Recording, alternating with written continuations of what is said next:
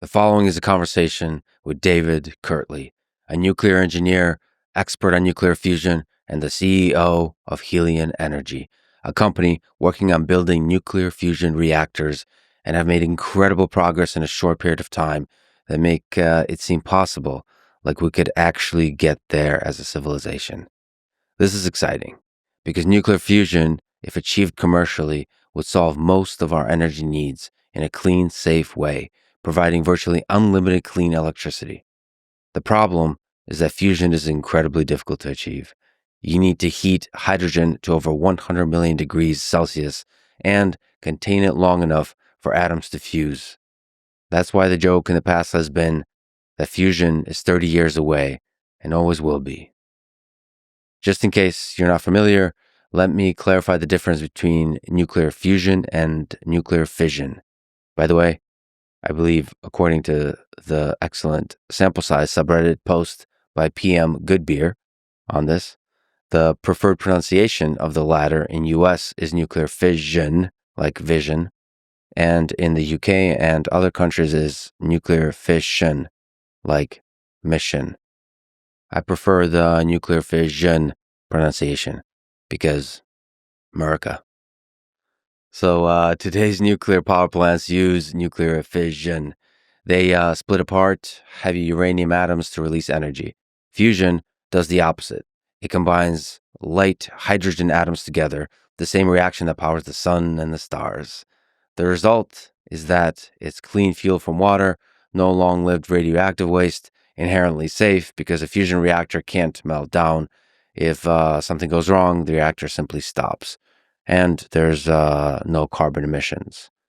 On a more technical side, Helion uses a different approach to fusion than has traditionally been done. Most fusion efforts have used tokamaks, which are these giant donut-shaped magnetic containment chambers. Helion uses pulsed magnetoinertial fusion. David gets into the super technical physics and engineering details in this episode, which was fun and fascinating. I think it's important to remember that for all of human history, we've been limited by energy scarcity.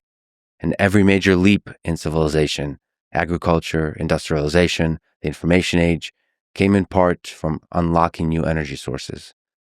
If someone is able to solve commercial fusion, we would enter a new era of energy abundance that fundamentally changes what's possible for us humans.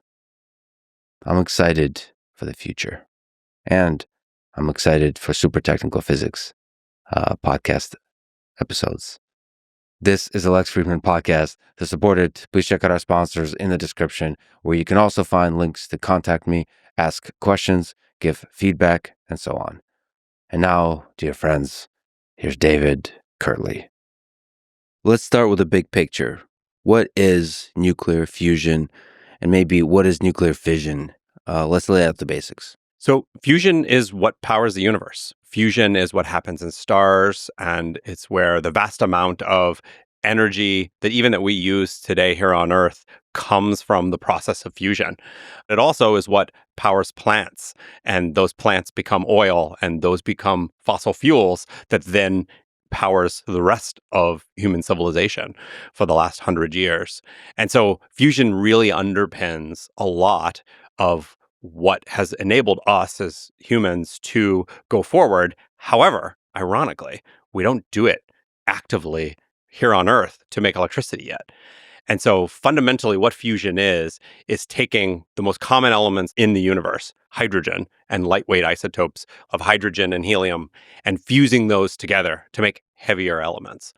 In that process, as you combine atomic nuclei and form heavier nuclei, those nuclei are slightly lighter than the sum of the parts. And that comes from a lot of the details of quantum mechanics and how those fundamental particles combine and interact. We also talk about the strong nuclear force that holds the atomic nucleuses together as one of the fundamental forces involved in fusion. But that mass defect E equals mc squared, we know from Einstein, is also energy. And so in that process, a tremendous amount of energy is released. And the actual reactions, I think, is a lot more interesting than simply it's a little bit lighter and therefore energy is released. But that's the fundamental process in fusion, is you're bringing those lightweight atomic nuclei, those isotopes together. Fission is the exact opposite, where you're taking the heaviest elements in the universe, uranium, plutonium, things that are so heavy and have so many internal protons and neutrons and electrons that they're barely held together at all. They're fundamentally unstable or radioactive. And those elements are very close to falling apart. And as they do that, if you take a uranium 235 or a plutonium 239 nucleus and you add something new, usually it's a neutron, a subatomic particle that's uncharged, that unstable, that very large nuclei will then break into pieces, many pieces, a whole spectrum of pieces. But if you add up all of those pieces, they also have slightly less mass than the initial one did, the initial uranium or plutonium. And in that process, again, E equals mc squared, a tremendous amount of energy is released. There's a very famous curve in atomic physics, fusion or fission, looking at the periodic table, going from the lightest elements, hydrogen, to the heaviest elements, those uranium, plutonium, and others. And fusion happens up to iron. Iron is the magical point in between, where lighter elements than iron fuse together and heavier elements fizz or are fissile and break apart and release energy. I think about and I look at that process in stars, and that our star is fundamentally an early stage star that's burning just hydrogens. But when it burns and does fusion, those hydrogens combine into heliums. And later stage stars can then burn those heliums, and they can fuse those together to form even heavier elements and carbons. And those carbons can fuse together and form heavier elements. And that whole stellar process is something that inspires us at Helion to think about what are fusion fuels, not just the simplest ones, but more advanced fusion fuels that we see in stars throughout the universe. Okay, so there's a million things I want to say. So first, maybe zooming out to the biggest possible picture. If we look across hundreds of millions, billions of years, and all the, my opinion, alien civilizations that are out there, they're going to be powered likely by fusion. So our advanced intelligent civilization is powered by fusion, in that the sun is our power plant. Mm-hmm. Then the other thing is the physics. Again, very basic, but you said E equals mc squared a couple times. Mm-hmm. Can you explain this equation? E equals mc squared is a fundamental relationship that a patent clerk, Einstein, discovered and unlocked an entire new realm of physics and engineering, and has shown us atomic physics, what happens inside the nucleus, and unlocked our understanding of the universe and paved the way for many of the physics advancements that came after. That we think about mass as these particles, but in reality, also at the same time, they're energy. And there's a direct quantitative relationship between how much energy is in all of that mass. And in fact, all of the energy that is released, even by atomic physics, certainly in atomic reactions, is equals mc squared. And that I think most people have heard of and are used to. But also in chemistry and in chemical bonds, that in those chemical bonds, there is a change in mass. When you take a hydrogen and an oxygen and you burn them and you combine them into water, there's a change in mass. Now, that change per atom and per molecule is actually so small that it's extremely hard to measure. But it's still there. And that's the energy that is released, and you can quantify that. We use units of electron volts as a unit of what is the energy in atomic processes or chemical processes. Can you also just speak to the different fuels that you mentioned, both on the fusion and the fission side? So uranium, plutonium for the fission, and then hydrogen isotopes for the fusion.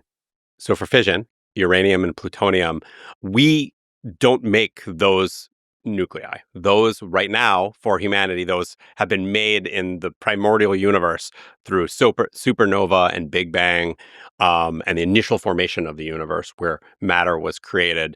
And so we dig those up. We dig up uranium, plutonium out of the ground. And in fact, most plutonium we make from uranium, and we can talk about how to enrich uranium if we want to go down that road. But that's how we get those molecules and nuclei. For fusion materials, hydrogenetic species or hydrogens are primordial in the universe also, only the most common things that are in the universe. Suns and stars are made up of hydrogens and heliums.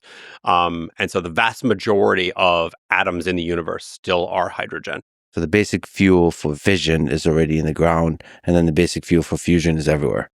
Is everywhere. And we particularly use a type of hydrogen called deuterium, which is a heavier isotope of hydrogen. Hydrogen is typically one proton and one electron, atomic mass of 1. Deuterium is an atomic mass of 2, which is a proton, which is a charged particle, and it has a neutron in its nucleus, which is an uncharged particle. And so that's deuterium as the fuel. Now, deuterium is also found in all water on Earth, in the water I'm drinking right now. It's in my body. It's in Coca-Cola. It's everywhere. And safe and clean, and one of those fundamental particles that was born in the cosmos.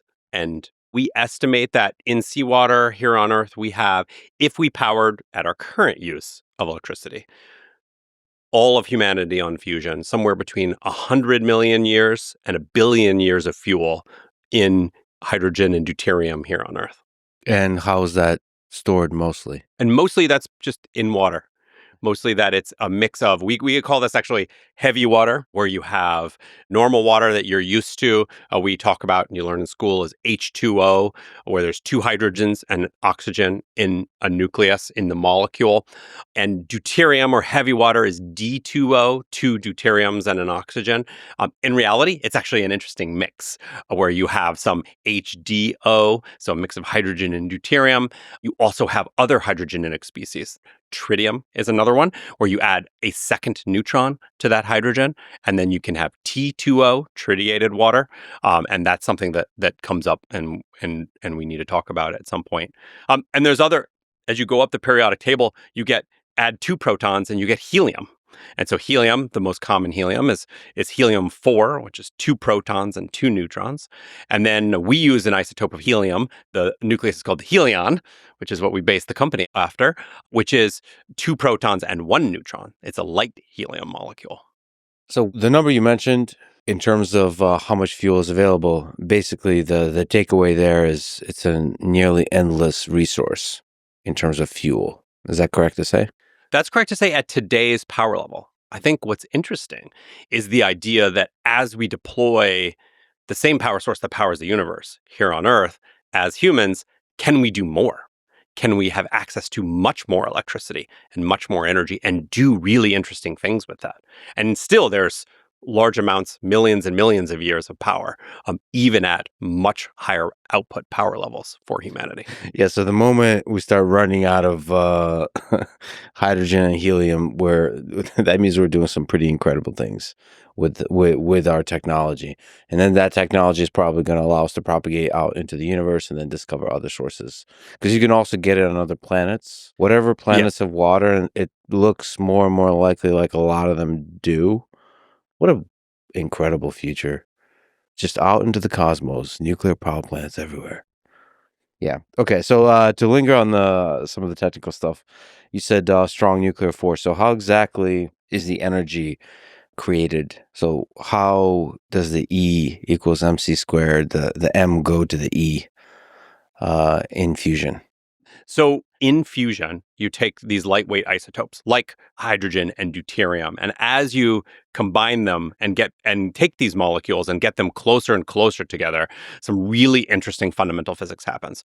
So first, these atomic nuclei are charged. They have an electric charge, and they, like charges, repel. And I think everybody is familiar with that, where you take 2 positive charges and you try to push them together, and the electromagnetic force between them repels them. So you have a force that's actually pushing against them. So in fusion, you work to get your fuel very hot, very, very high temperatures, 100 million degree temperatures. And temperature really is kinetic energy. It's motion, it's velocity. So that these particles are moving so fast that even though they're coming together together and there's this repulsive electromagnetic force, they can still come close enough that another force comes into play, which is the strong force. And then once you get within a very close distance, on the order of the scale of those nuclei themselves, of those atomic nuclei, so the tiniest thing you could imagine, and probably way smaller than that, these particles then are attracted to each other and they combine and they fuse together. At that point, you create heavier atomic nuclei that have a slightly less mass, slightly less total mass in the system. And that mass equals mc squared as energy.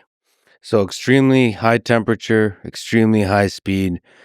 Maybe that's one of the other differences also with fusion and fission is just the amount of temperature required for the reactions. Is that accurate to say? Yeah, and I think fundamentally it's that in a lot of ways, fusion is hard and fission is easy. Yeah. Nuclear fission happens at room temperature, that this uranium and plutonium is so likely to break apart already that simply the adding of one of these neutrons, one extra particle, will then break it apart and release energy.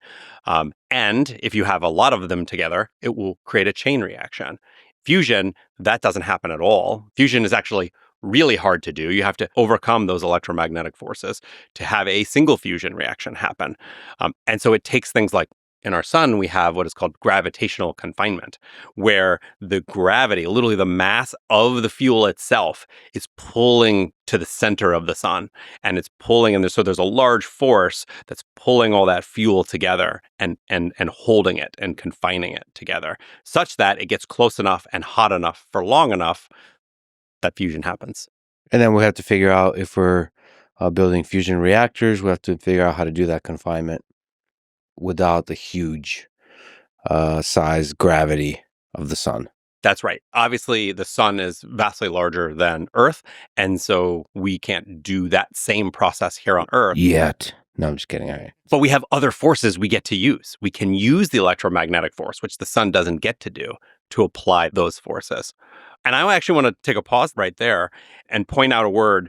Historically, we've used the word reactor around fusion, but I don't think that's right. And for me, we're really careful about this terminology when we look to how that word is defined, and we can look to how the experts define it. It doesn't really apply to fusion. So the Nuclear Regulatory Commission, the NRC, defines reactor as, I have it right here. A nuclear reactor is an apparatus other than an atomic weapon designed or used to sustain nuclear fission in a self-supporting chain reaction. And there's two big parts to that. That one, fission reaction. Obviously, fusion is not that. We've talked about why. But also the self-sustaining part, in that a reactor is self-sustaining. You take your hands off of it and it keeps going. In fusion, that doesn't happen. And we know because we have to do it every day and it's really hard to do. And so we actually use the word generator because we don't talk about, for instance, a natural gas reactor. Is that if you stop putting in fuel, it turns off. And the same thing happens in fusion. And so we're pretty careful about making sure we talk about that as a generator where you're putting in fuel, you're getting electricity out. And then when you stop putting in fuel, it just shuts off. And you can go even one step further and say, what am I going to do with this fusion that powers the universe? And what does humanity want out of this? And what we want is electricity. We don't simply want a set of reactions or even heat and energy. That's great. But what I really want is electricity. And we'll talk about the technical details of one of the big benefits of the linear design of the approach that you do is you get to electricity directly as quickly as possible. And some of the other alternatives have a intermediate step. And those, again, are technical details. But let me sort of still linger on the difference between fusion and fission. What are some advantages at a high level of nuclear fusion as a source of energy? Fundamentally, as a source of energy, in fusion, you're taking these lightweight isotopes, you're bringing them together, you're releasing energy, and that energy is in the form of charged particles. It's already in the form of electricity. Fusion itself has electricity built into it without a lot of the steam or thermal system requirements. And so that's a really nice fundamental benefit of fusion itself. Also, this reaction that's really hard to do turns itself off. So you end up with the fusion is fundamentally safe. And that's really a key requirement of any industrial system, is that it turns itself off and is safe. You turn the key off on your car, you know it's going to turn off. I guess the flip side of that, just sort of stating the obvious, but it's nice to lay it out. For nuclear fission, it's chain reactions, so it's hard to shut off. And it works by boiling water into steam, which spins turbines and produces electricity. Can you talk through this process in a nuclear fission reactor? In a nuclear fission reactor, you put enough of this fissile material, uranium or plutonium, together such that as these unstable molecules, these unstable atoms crack open and break apart, they release heat. That the component parts of those are actually quite hot. And so not only are the component parts that the uranium breaks into, and it's a whole spectrum of different atoms and atomic nuclei, are hot, but it also releases neutrons. It also releases more of these uncharged particles.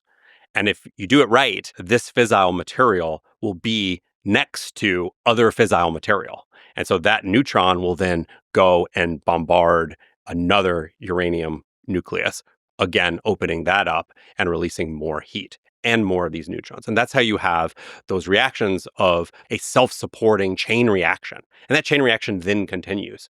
People design fission reactors such that you have just the right balance of enough neutrons are made such that the reaction is continuing, but not so many neutrons are made that it speeds up, because you don't want it to speed up. And there's some kind of cooling mechanisms also, like that's part of the art and the engineering of it. And then the key is, at the same time, you want to make sure that the whole thing is in water, is typically the cooling fluid. There's some more advanced fission reactors that have different cooling fluids, but water typically, where then that absorbs that, both the heat and those extra neutrons. And so you use the water and the fluid to then run a steam turbine to do traditional electricity generation and output electricity through your steam turbine. You end up with complicated systems of flowing liquids and flowing water, balancing the heat. A lot of fission reactor design comes from that thermal balance of keeping this reaction going, making sure it doesn't speed up, because that's an uncontrolled chain reaction, which you would not want, and balancing the cooling and the output of getting the water out of it. So we should say that for reasons you already laid out, maybe you can speak to a bit more, is nuclear fusion is much safer. So there's no chain reaction going on. You can just shut it off. But it should also be said that, as far as I understand, the current fission nuclear reactors are also very safe. I think there's a perception that nuclear fission reactors are unsafe. They're dangerous. And if you just look empirically at the statistics, that the fear is not justified by the actual safety data. Can you just speak to that a little bit? Yeah, we've been talking about the reaction processes themselves, but I think fundamentally, let's take a step back and look a little broader and say, let's look at what we care about, which is the power plant making electricity. And I look at this from a nuclear engineer's point of view. I spent a lot of years studying these systems. And modern fission reactors, I believe, are engineered to be safe. They're engineered in ways where, as those reactions maybe speed up and those systems get hotter, they actually are built to expand and cool down passively and natively. And there's protection systems in place that modern systems are quite safe from an engineering perspective. And so I believe that we have figured out how to build nuclear fission reactors in a way where the engineering of the power plant is safe. I would say that I look back at the history of what we've built over time, and the challenge hasn't come to the engineering, actually. I believe the engineers have solved these problems. The problem comes from humans, and the problem comes from other things around nuclear power. You have to enrich that uranium to put it in a plant, and the plant's safe, but you had to enrich that uranium, and that is some of the problem. Or a plant is designed to run for a certain number of decades safely, but do we run it longer than that? And so those are where I think the real challenges happen, is more with the humans around these systems than the engineering of the power plants themselves. Well, I have to ask then, what do you think happened in Chernobyl? What lessons do we learn from Chernobyl nuclear disaster, and maybe also 3 Mile Island and Fukushima accidents? I think you're suggesting that it has to do with the humans a bit. So with Chernobyl and Fukushima, I actually put 3 Mile Island in a different category. In fact, some of the recent news in the last year is that we're going to be restarting 3 Mile Island because there's such a need for clean baseload power. So that's actually a very interesting other topic we should talk about is why and how we're doing that. But more than that, going back to the accidents that did happen, in both of those systems, you can point to the human failure rather than the engineering failures of those systems. That in Fukushima specifically, there were multiple nuclear fission reactors on the same site that successfully kept running through the tsunami, totally successfully, and were only later shut down for more political reasons.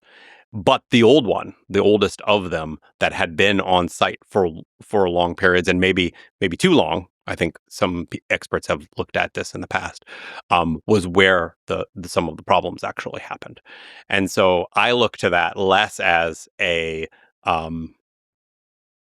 failure of the engineering of the power plants and more of the humans and around those systems that we should be operating these plants as designed, and then I believe they're safe.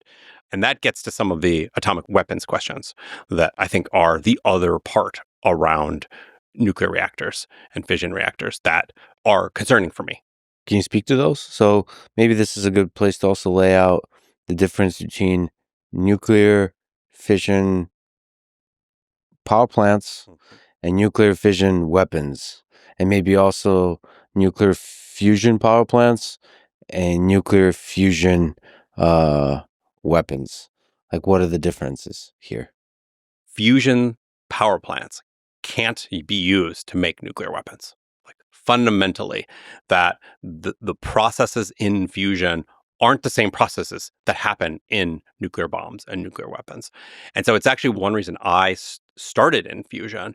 And most of our team thinks about the mission of fusion of delivering clean, safe electricity is that it also can't be used to make weapons.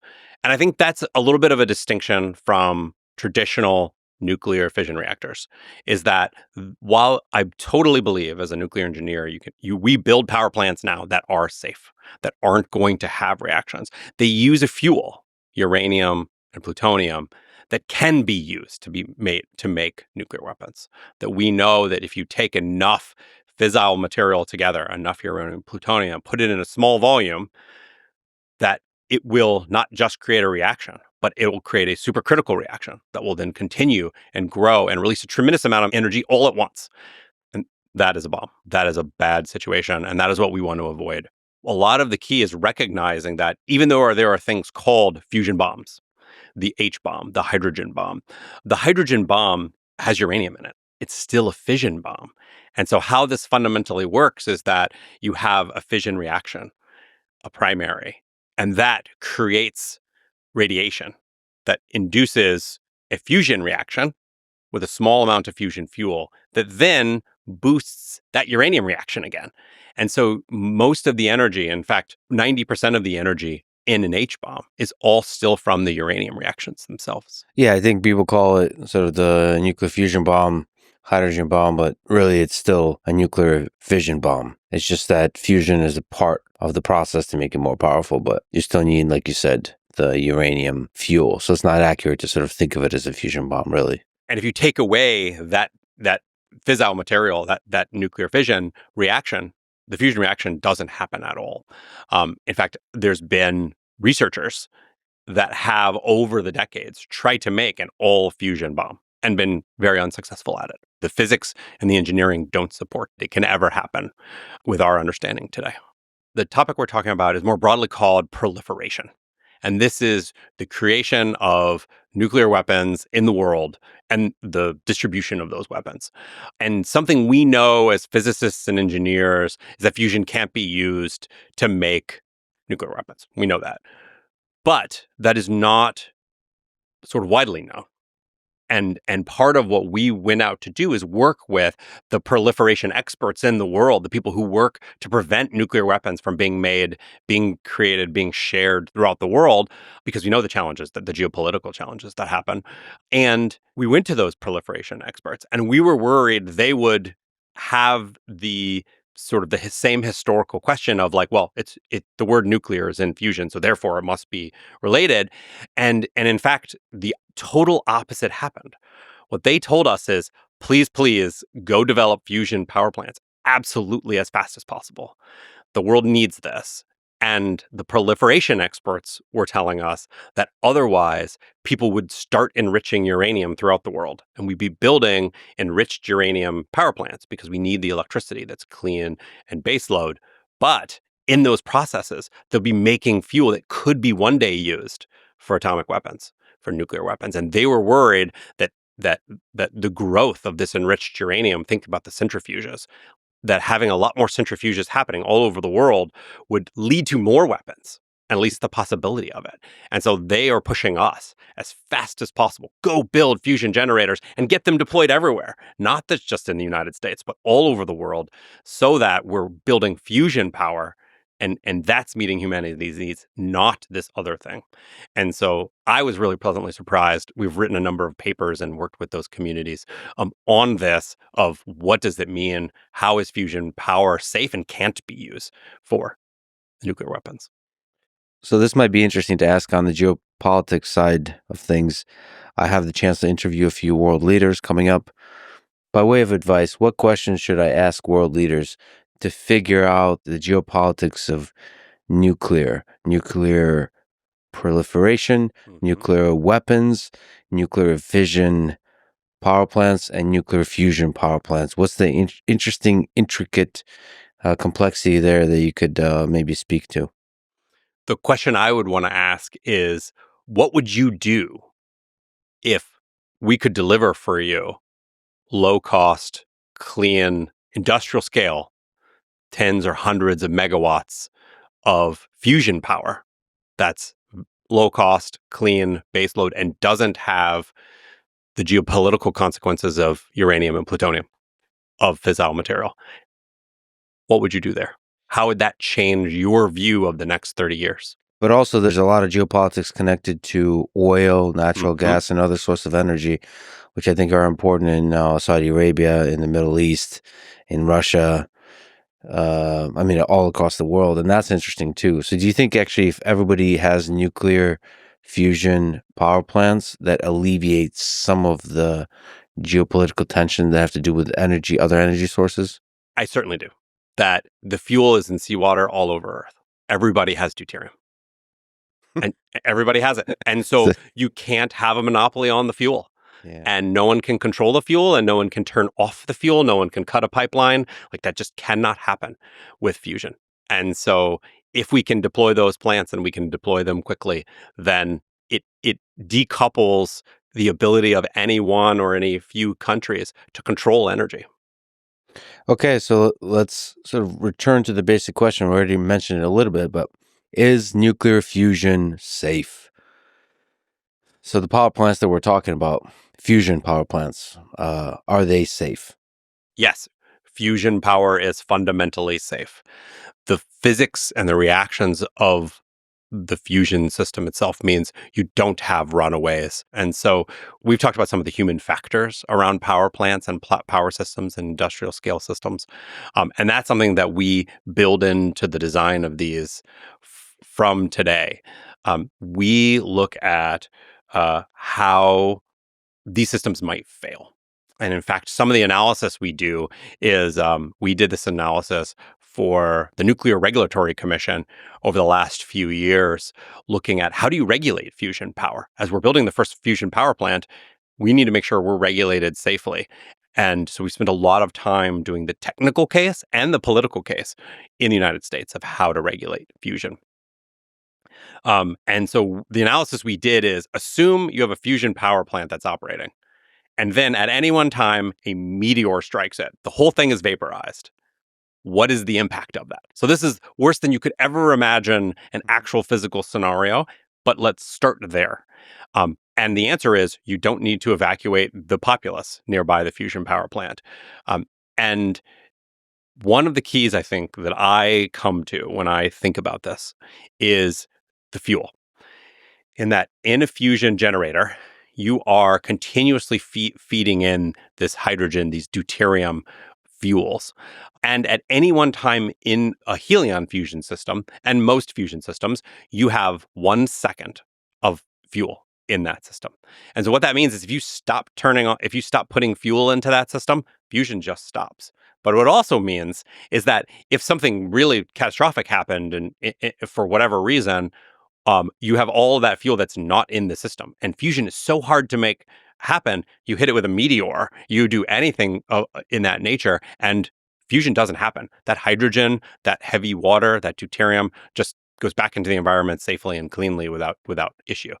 And so that's the fundamental safety mechanism of fusion. And you can compare that with other types of power plants, oil or a coal power plant. You might have a large pile of coal that then catches fire and burns.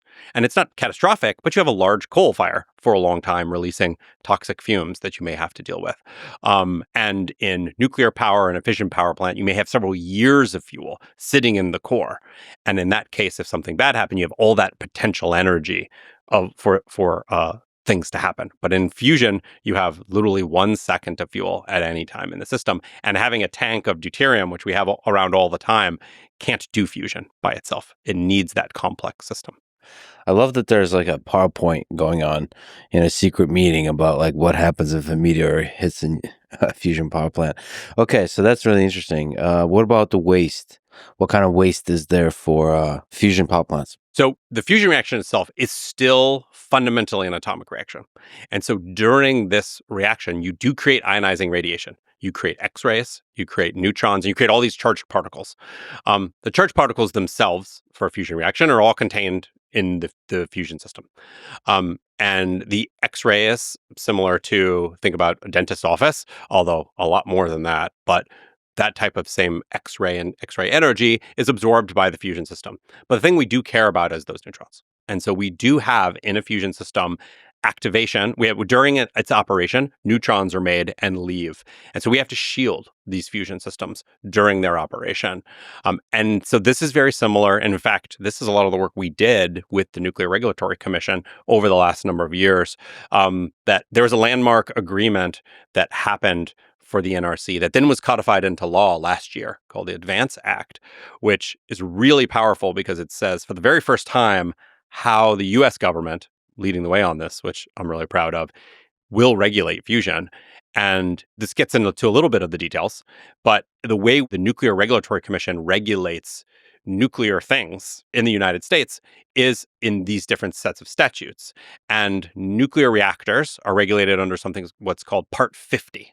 And there's a lot of variety of the regulatory language around that, but most of it is to handle special nuclear materials, uranium and plutonium. But fusion is not. Fusion is regulated under something called Part 30. Mm-hmm. And Part 30 is how hospitals are regulated, particle accelerators, other types of irradiators, where as they're operating, you have very high energy particles, ionizing radiation, and you have to protect operators from it. And you have to shield them.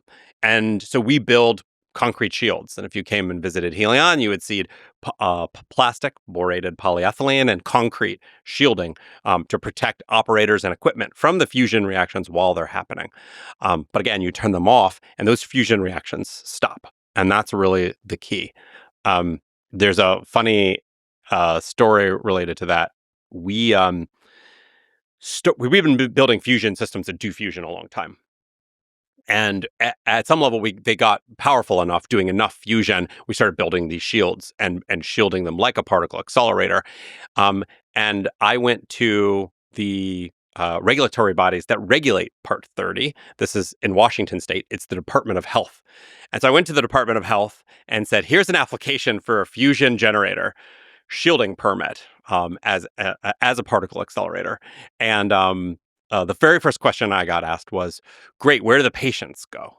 Because the standard form had a patient as a hospital, the patient dose for the particle accelerator, and then the shielding. And we talked all about the shielding and the operators, which is very similar for a Helion system. And we said, no patients at all. No one's inside this thing. Our goal is to generate electricity one day. This was a lot of years ago.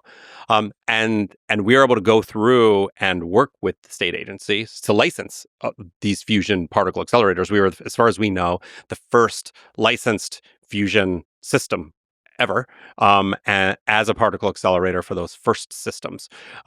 First license we had was in 2020.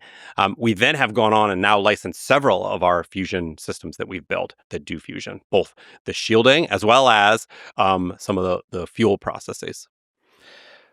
So high level, what are the different ways to build a nuclear fusion power plant? So can you explain what a tokamak is, what a stellarator is, and what's the linear approach that Helion is using? So there are a number of ways to do fusion. And fundamentally, in all fusion approaches, you're trying to do the same fundamental physical process, which is take these lightweight isotopes, heat them up so that they can move at high velocity, over 100 million degrees, bring enough of them together.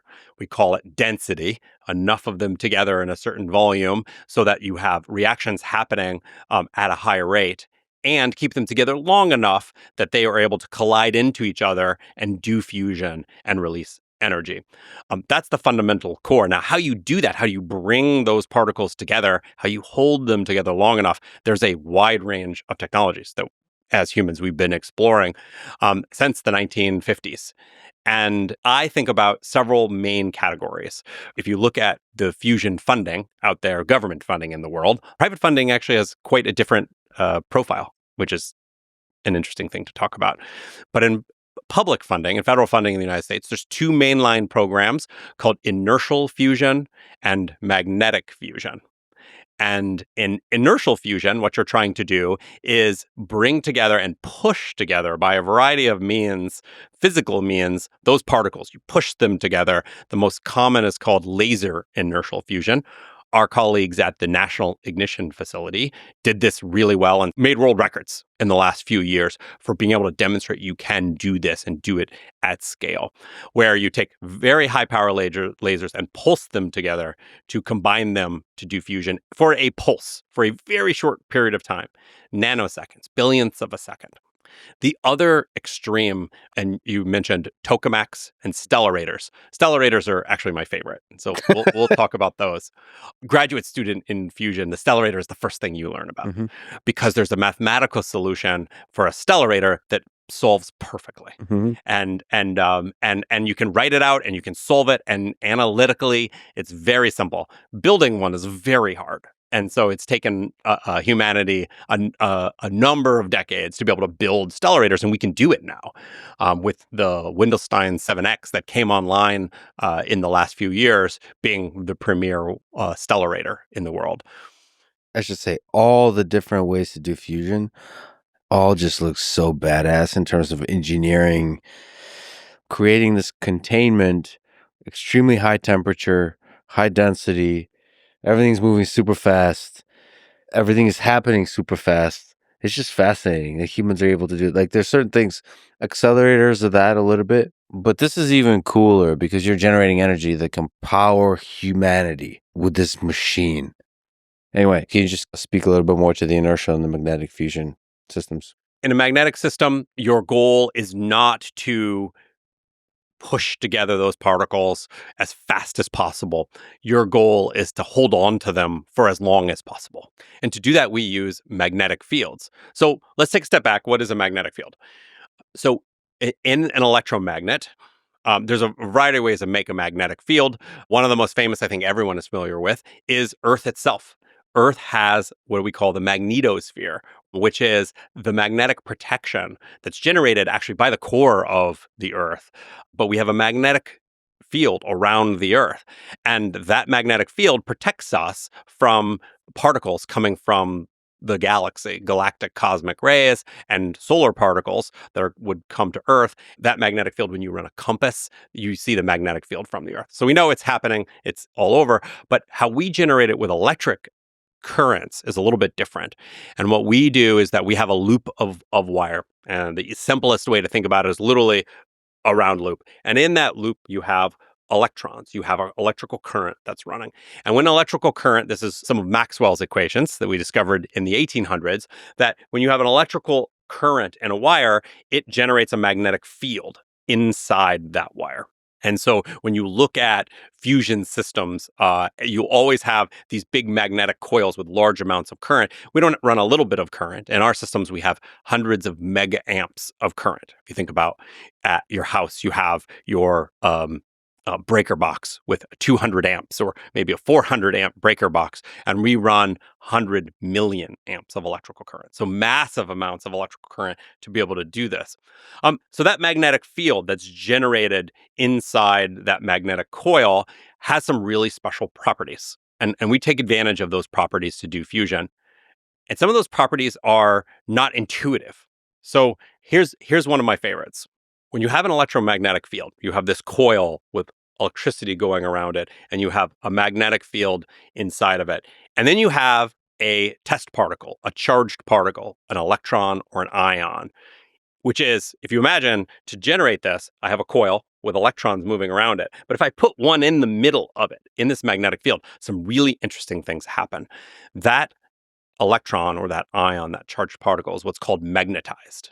And what magnetized means is that it's trapped on that field line. In fact, even really more interesting is that it oscillates around that field line.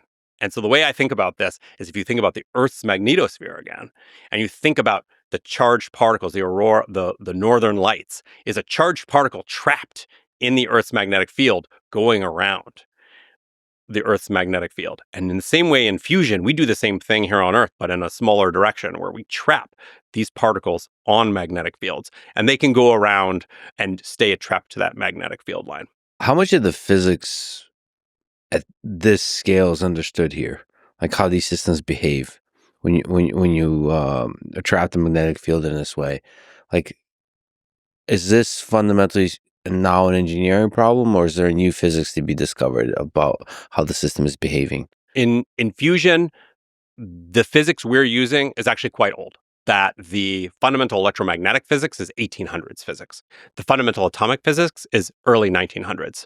And so the fundamental physics of how these work is very well understood.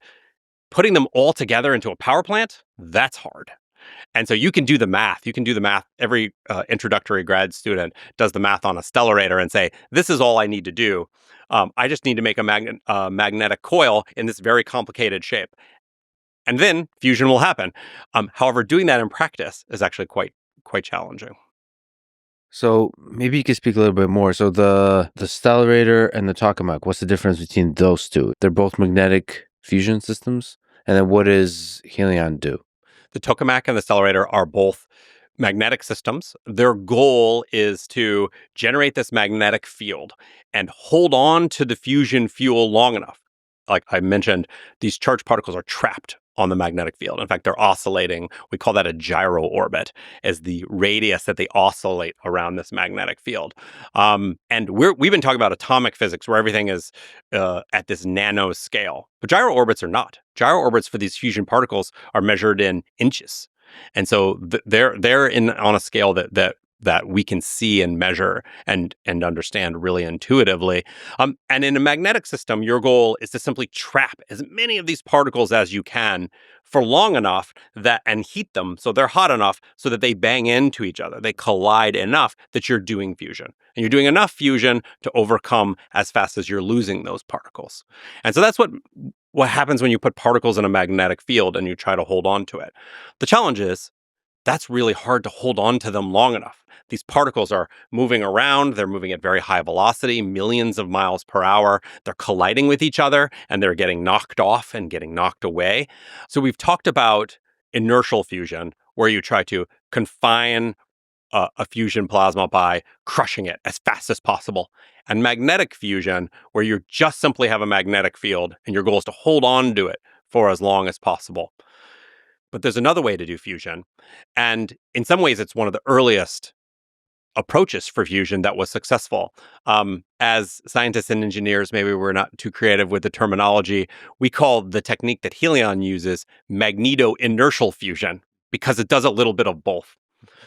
So to understand that, we can actually go back in history a little bit and think about the evolution of some of these approaches to fusion. And so from our perspective, we look at the technology that we use as built on physics experiments that were very successful in the 1950s. And In those systems, the earliest pioneers of fusion said, I know, understand the physics. We have to take these gases, heat them to 100 million degrees, and then confine them, push them together so that fusion happens. And so, what is the best way to do that? So, some of the earliest programs, we called them the theta pinch. And what those programs were a linear topology because we knew how to build these magnets. It's called a solenoid, where you take a series of electric coils, you run electrical current through them that generates a magnetic field. Great. So you have a magnetic field. Now you add your fusion particles. Okay. So you've added fusion particles to this solenoid. Here's the challenge. Those particles, as they're sitting in that magnetic field in this nice magnet, escape. They leave out the ends because there's nothing holding them in. Great. So that makes sense. And so that doesn't work. Okay. So then the next approach is say, well, one branch of fusion said, okay, well, to solve that, why don't we take this solenoid and bend it around? Let's just make it a big donut. So as they're escaping, they go around and around in a circle. Great. That's a great approach. And so one branch of fusion went down that direction. And that evolved into the stellarator and the tokamak, different ways of taking those solenoids and wrapping them around so that the plasmas go round and round in that magnetic field and those charged particles are held long enough that fusion happens. But there's a different way to do it. And so the theta pinch was what was born in the 1950s of take this magnetic field and, they're trying to escape. Great. Let's not let them escape. Let's close the bottle. Let's close the ends. And so we make the magnetic field much stronger at the ends. This one was called the mirror. And so the idea was that the particles would bounce in between. And that worked. And they got hotter and hotter and hotter. But guess what? As you kind of would imagine, as this mirror topology, this linear topology, the pressure increased inside. The particle pressure, the particles tried to push back on the magnetic field. They were trying to escape now. They're getting hotter and hotter. And just as you imagine, hot gas in a balloon tries to get out the ends, and you could not hold it tight enough at the ends to keep those particles in. And in fact, the problem is the hottest ones were the ones that would escape. And so you do a good job of heating it and they'd all leave out the ends. Okay. So then the next iteration has said, okay, well, why don't we just not try to hold on to it very long? Why don't we squeeze it? And so rather than just holding it constantly, let's now crush it. So we built this solenoid, we pinched the ends, and then we crushed it. And what I mean by crushing it is not actually like crushing any magnets or changing the topology or moving any parts, but just rapidly increasing the magnetic field.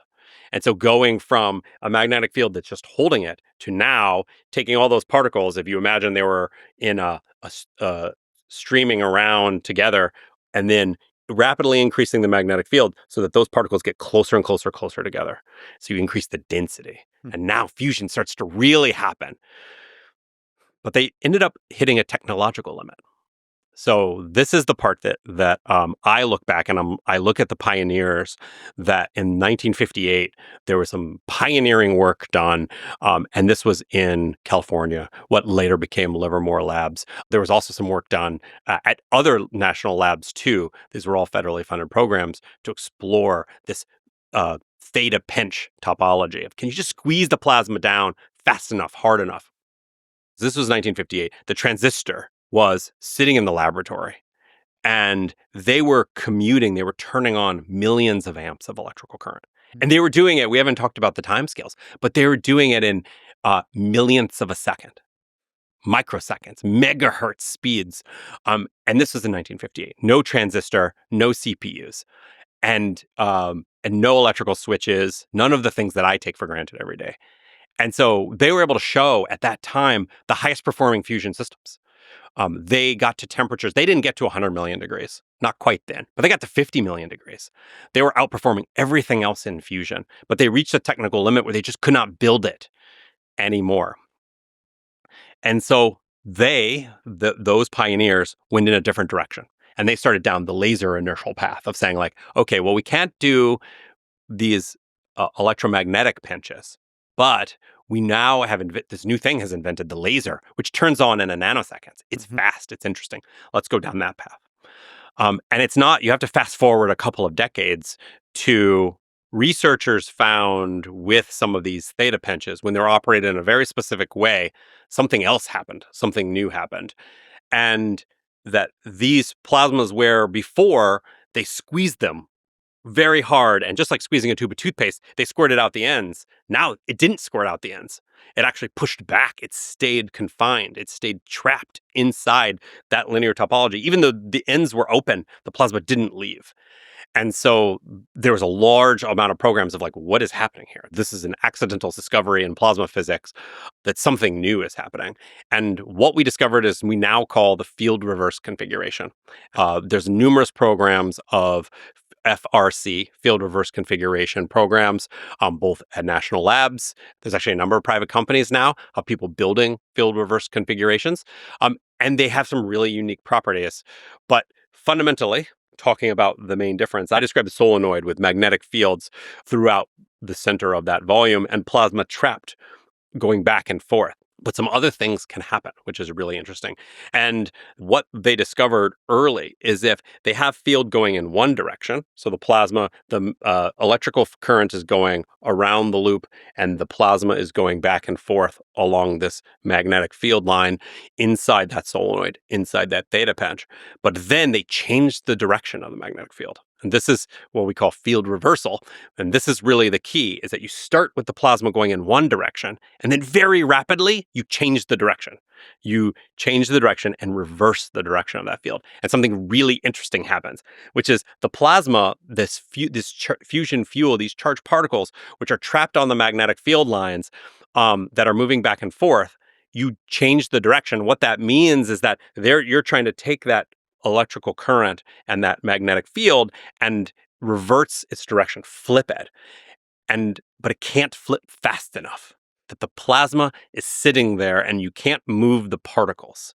And so what's really interesting is what happens is that because the particles can't move, but you've now flipped the direction of the magnetic field, you've inverted it, something really, really unique happens, which is that the plasma itself reconnects internally. And so now what you're left with is an outside magnetic field, an electrical coil, and inside the plasma, where now before it was moving along, it's now moving internally. Rapidly reversing the magnetic field, plasma self-organizes into a closed field. Mm-hmm. What? Yep. So it sounds wild. So first of all, there's a million questions I have. So one of them, what's rapidly? What time scale are we talking about here? Mm-hmm. You have to reverse the electrical current faster than a million degree, which is a very hot gas particle, can move. And so that means we have to do it on the order of a millionth of a second. Wow. We have to do it in a millionth of a second. Wow. And so in practice, this is hard. Yeah. And we can only do it now because of semiconductor switching. Mm-hmm. Because we can move things, we can switch things like the transistor in every CPU in a computer switches at a gigahertz. That means in a nanosecond. It's switching in a billionth of a second. Mm-hmm. And so now, which we didn't in the 1950s when these theta pinches were invented, but now we have the semiconductors to be able to do that. The self-organizing plasma. Mm-hmm. Can you just speak to that? What the heck is it doing? How do we understand the self-organizing mechanism, the dynamics of the plasma that it's able to contain itself? So what I like to do is use an analogy here of once you've made it, it's actually somewhat straightforward to understand. Getting to it is tricky. And how they discovered it the first time is absolutely amazing.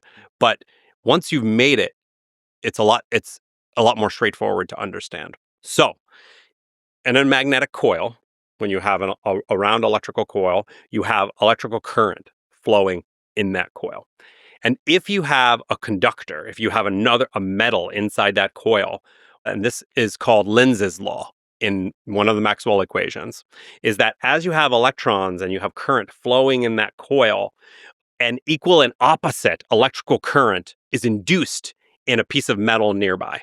This is the same thing that happens in a transformer, where you have a primary on a transformer and you have electricity flowing it, and you have a secondary where electricity flows exactly the opposite direction. We use this every day in our lives. And so in this condition, you have a conductor, an electrical conductor where current can flow, and you have an electrical current flowing on the outside, electrical current flows on the inside. And in that case, now I've described two pieces of metal. Now, let's go one step further, and that inner conductor is not a piece of metal anymore. It's one of these high-temperature gases, this plasma, this charged particles. So now you have electrical current flowing in the plasma. And this is really, really interesting. We talked about these charges moving back and forth. Well, moving electrical charges is current. So in every plasma condition we've talked about, the tokamak, the theta pinch, the stellarator, there's electrical current flowing in the plasma. But in the field reverse configuration, you have a lot of electrical current flowing in the plasma, massive amounts of it. And that's the key. So you have the center core where electrical current is flowing in this transformer, if you want to think about it, primary and secondary. And here's the craziest part of it. This electrical current, how did I describe a magnet? An electromagnet is a loop that has electrical current flowing in it that generates a magnetic field. And for a theta pinch, and for a mirror, and for a tokamak, in that magnetic field, the plasma gets trapped. But in an FRC, this electrical current is the plasma. And that plasma then generates its own magnetic field. And it's then trapped on its own magnetic field. That's fascinating. And that's the key. And so in your tokamak, in your donut, and in your funky donut, your stellarator, you make the magnets and you trap your plasma in it. In an FRC, you make the plasma, which makes the magnets, and it traps itself. And the craziest part of this, in my mind, is that we actually see this in nature all the time. If you look at the sun, we see solar flares. And in a solar flare, we've all seen the pictures of the photosphere of the sun and this large arc of plasma coming out. That plasma has current, electrical current flowing in it. And then we see this solar flare rip off of the sun. And that solar flare then can flow throughout and continue into the solar system. And for a little while anyway, it makes something called a plasmoid. That plasmoid is, in fact, electrical current flowing in the plasma, generating a magnetic field, and holding it for longer than it would otherwise. And so we've observed these for 100 years. And we've known about these plasmoids for a long time. And there's researchers that have tried intentionally to make them. But fundamentally, that's what we do every day, is make one of these self-organized closed field plasmas. In a more controlled way at this rapid rate of 1/1,000,000th of a second, and being able to make sure it's reliable and stable and all that kind of stuff. So, by the way, how do you keep the thing stable? And there's the hard part, because I just described a solar flare, and yes, we've seen the pictures of them, but we've also watched them, and they appear, they fly away from the sun, and then they go away. And that's not what we want in fusion, right? We want to be able to control this. And so that's the hard part of the job. And so that's what we've spent the last number of years learning how to do ourselves and others on these pulsed closed field FRC systems. Let's first talk about how to make them, and then we'll talk about how to make them stable, because they're two different things, and we spend a lot of time on both. So we talked about timescales. You have to reverse the field. You have to change the electrical current in a millionth of a second. And so how do you do that? So I've described this system as you have a series of magnets. You have a magnetic field on the outside. And then on the inside of this, you have this donut, this FRC, that has its own electrical current. And we didn't talk about this yet, but it's generated a magnetic field. And that magnetic field has pressure. And this is the other thing that's really interesting. So we talked about how this theta pinch compresses a magnetic field. It applies a pressure on the outside. But the plasma itself has a pressure on the inside. And it has both a particle pressure, literally the particles bouncing. Think about hot gas in a balloon. The particles expanding, the ideal gas law, expanding and contracting inside a balloon. But they also have a magnetic pressure. They have the electromagnetism is pushing back. And so I like to think about this as the motor in a Tesla. In your electric car, you have a motor, electric motor. And what that motor has is a series of windings.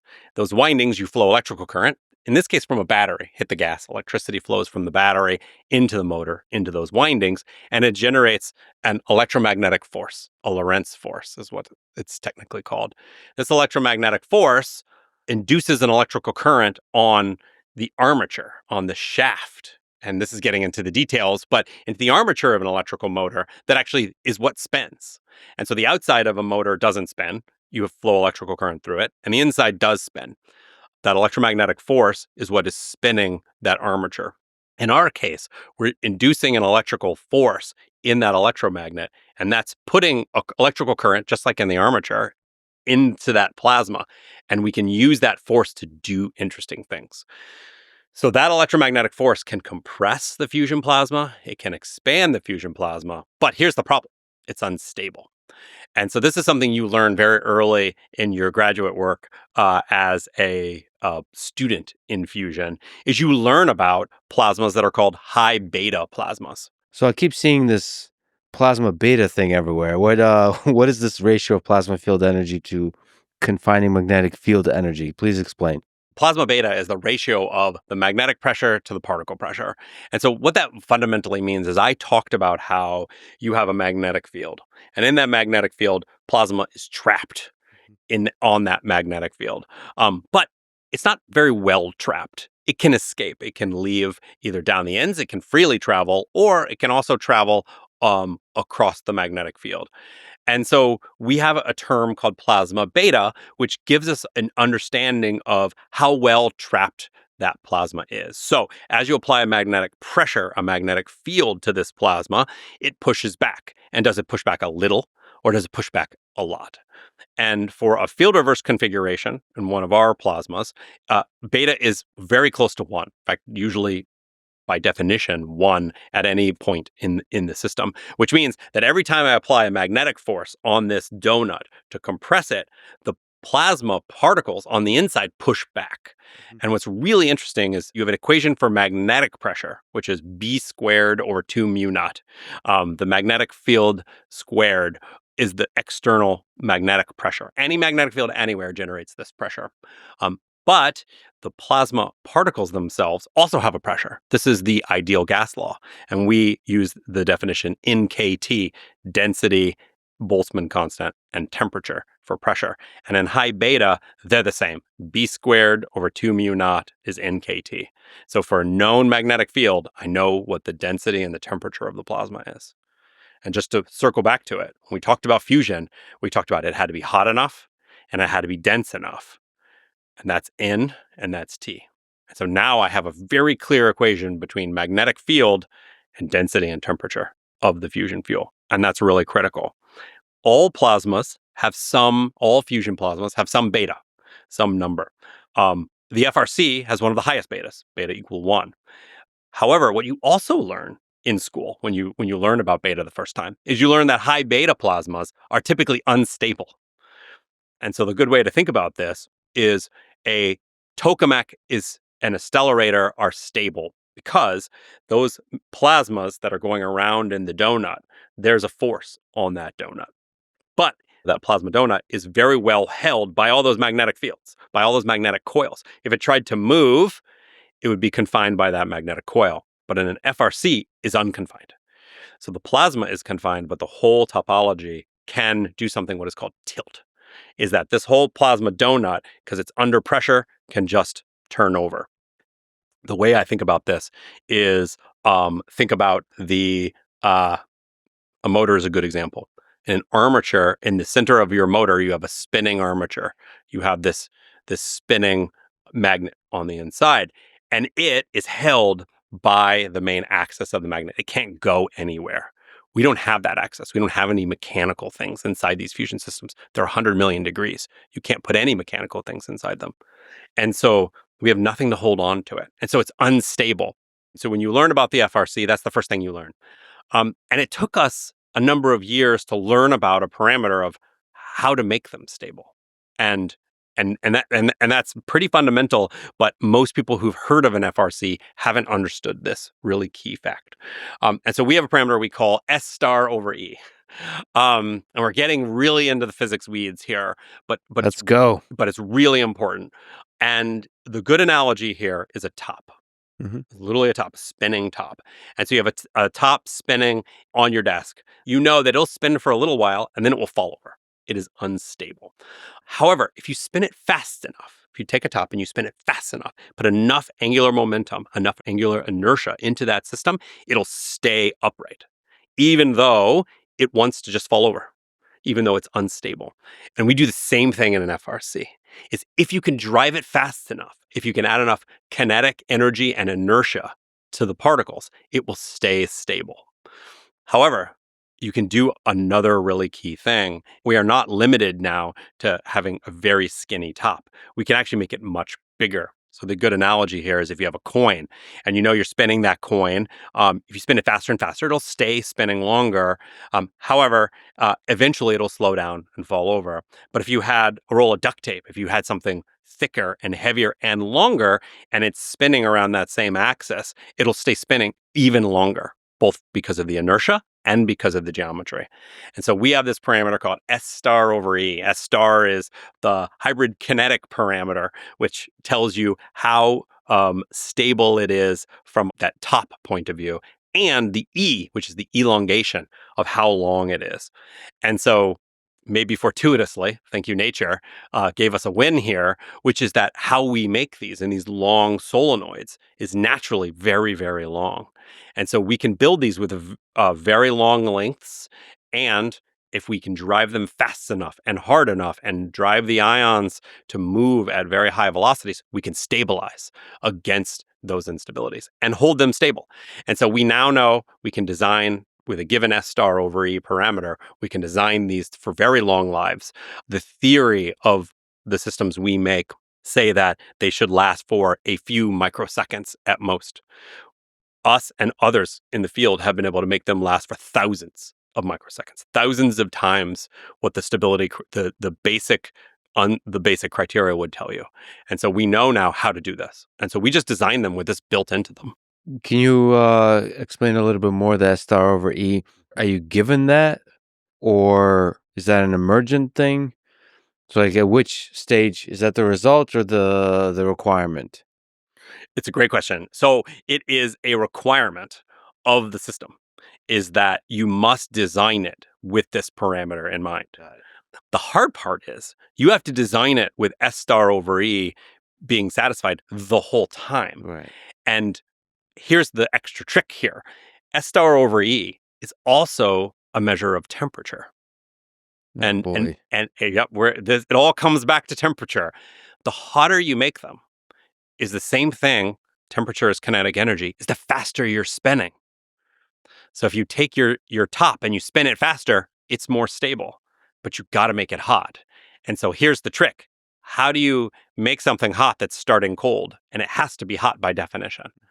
And so that's part of the challenge of what we do day to day is getting to these hot plasmas. And where other people have tried to make FRCs and not been very successful, it's because they couldn't get it hot enough fast enough. Is it fell over, it tilted before it got hot. And so we spend a lot of our electrical engineering. In some ways, Helion is more of an electrical engineering company than a fusion company some days, focusing on how to make the electronics fast enough to be able to get it hot enough soon enough that you can keep it stable the whole time. So you're trying to reach 100 million degrees. How do you get to that temperature fast? And by the way, what can you say to help somebody like me understand what 100 million degrees is like? It seems insane. What does that world look like? I guess just everything is moving really fast. Like you said, you can't put anything mechanical in there. Yeah. So a couple of key things happen. So when gas is that hot, we talk about the states of matter. You have solids where ice, it's cold. The atoms are now bound in a lattice structure together. They're held together. And then liquid, you've broken a lot of that lattice structure. They can move around. They have some kinetic energy, but they're still pretty contained. They stay in the bowl. Keep heating it. Now you're in gas. And now these particles are free to move around. They're moving around. They're bouncing off of each other all the time. And you can keep heating it from there. And that's where we talk about some more phases of matter. We can add a little bit more physics here. We talk about rarefied gases. So when we think about most gases that humans interact with, they act like a fluid. And what I mean by that is that they're colliding with each other so often that the particles at any one place here, the air is roughly the same temperature as the air here. That these particles are bouncing off of each other. If you put a really hot one right here, it would then cool enough that all the air is roughly on the same temperature. But you can be what is called rarefied. And this is like space. This is where now you have particles moving around, but they don't collide with each other very often. And so you can have one very, very high energy particle and very cold energy particle, and they may not even touch each other, but maybe occasionally they bang into each other, they collide, and then they transfer energy. And that's where we call rarefied. And then you could go even hotter than that. And that's where now the actual atomic states, which has the nucleus, which is a proton and a neutron and an electron, gets so hot that electron gets energized and then escapes, leaves the system. And now they're charged. You have a positive nucleus and a negative electron floating out. And that happens on the order of 10,000 degrees. So way hotter than what we're used to. But now we're going to go hotter. We're going to take this plasma and go even hotter. And what does that mean? At that point, a lot of the way we think about temperature doesn't really apply. The idea that you have these random motion of particles, because now they're all individual particles moving at very high velocities. So what it's really is a measurement of is velocity. It's really a measurement of how fast is that particle moving. And that's how I really think about temperature when you get to that 100 million degrees. And so it does some more complex things. If you have this high energy particle, that's why we like fusion, is moving at high velocity, and there's another one moving at high velocity, they will come together, they will collide, and they will fuse. Mm-hmm. But other things will happen. You don't want to touch that high velocity particle with any kind of material, because it will collide with that material, damage that material, and usually like blow off some chunks of that material. Mm-hmm. So we don't do that. We keep those charged particles in a magnetic field. So they just bounce around and they don't ever touch anything. And that's really important. And so it's less thinking about it from the way we normally think about hot and cold, and more thinking about it from a velocity point of view. So what we should be imagining is extremely fast moving. What is it? 1 million miles per hour? Is that accurate? That's the right kind of order for these systems. Crazy. And so you're looking for them to collide. Well, first of all, to get back, is there some interesting insights, tricks, anything you could say to the complexity of the problem of getting it to that high temperature quickly? So if temperature is velocity, that means they're moving quickly over a given amount of space. Speed is distance divided by time. And so if you have a machine of a certain size and it's moving very fast, that tells you the time that particle is moving from place to place in that machine. And in fact, if it's 1 million miles per hour, these are on the order of 100 kilometers per second, which you can flip that around and you can say you're moving at meters per microsecond. Mm-hmm. So feet per millionth of a second. And so that fundamentally tells you, and we've known this, as soon as you say, I want to do fusion, you know you need to react to the universe in microseconds and be able to understand the system in that speed. And if you get it hotter, it goes even faster, and you have to go faster. And so we look at those, and that's how we think about the systems. We measure everything in microseconds, not in seconds. And so when you do fusion, it's pretty wild. It's literally a flash. Fusion happens. Mm-hmm. And it's over. You start it, you do a lot of fusion, you recover energy from it, and then you turn it off before the human eye can really respond even.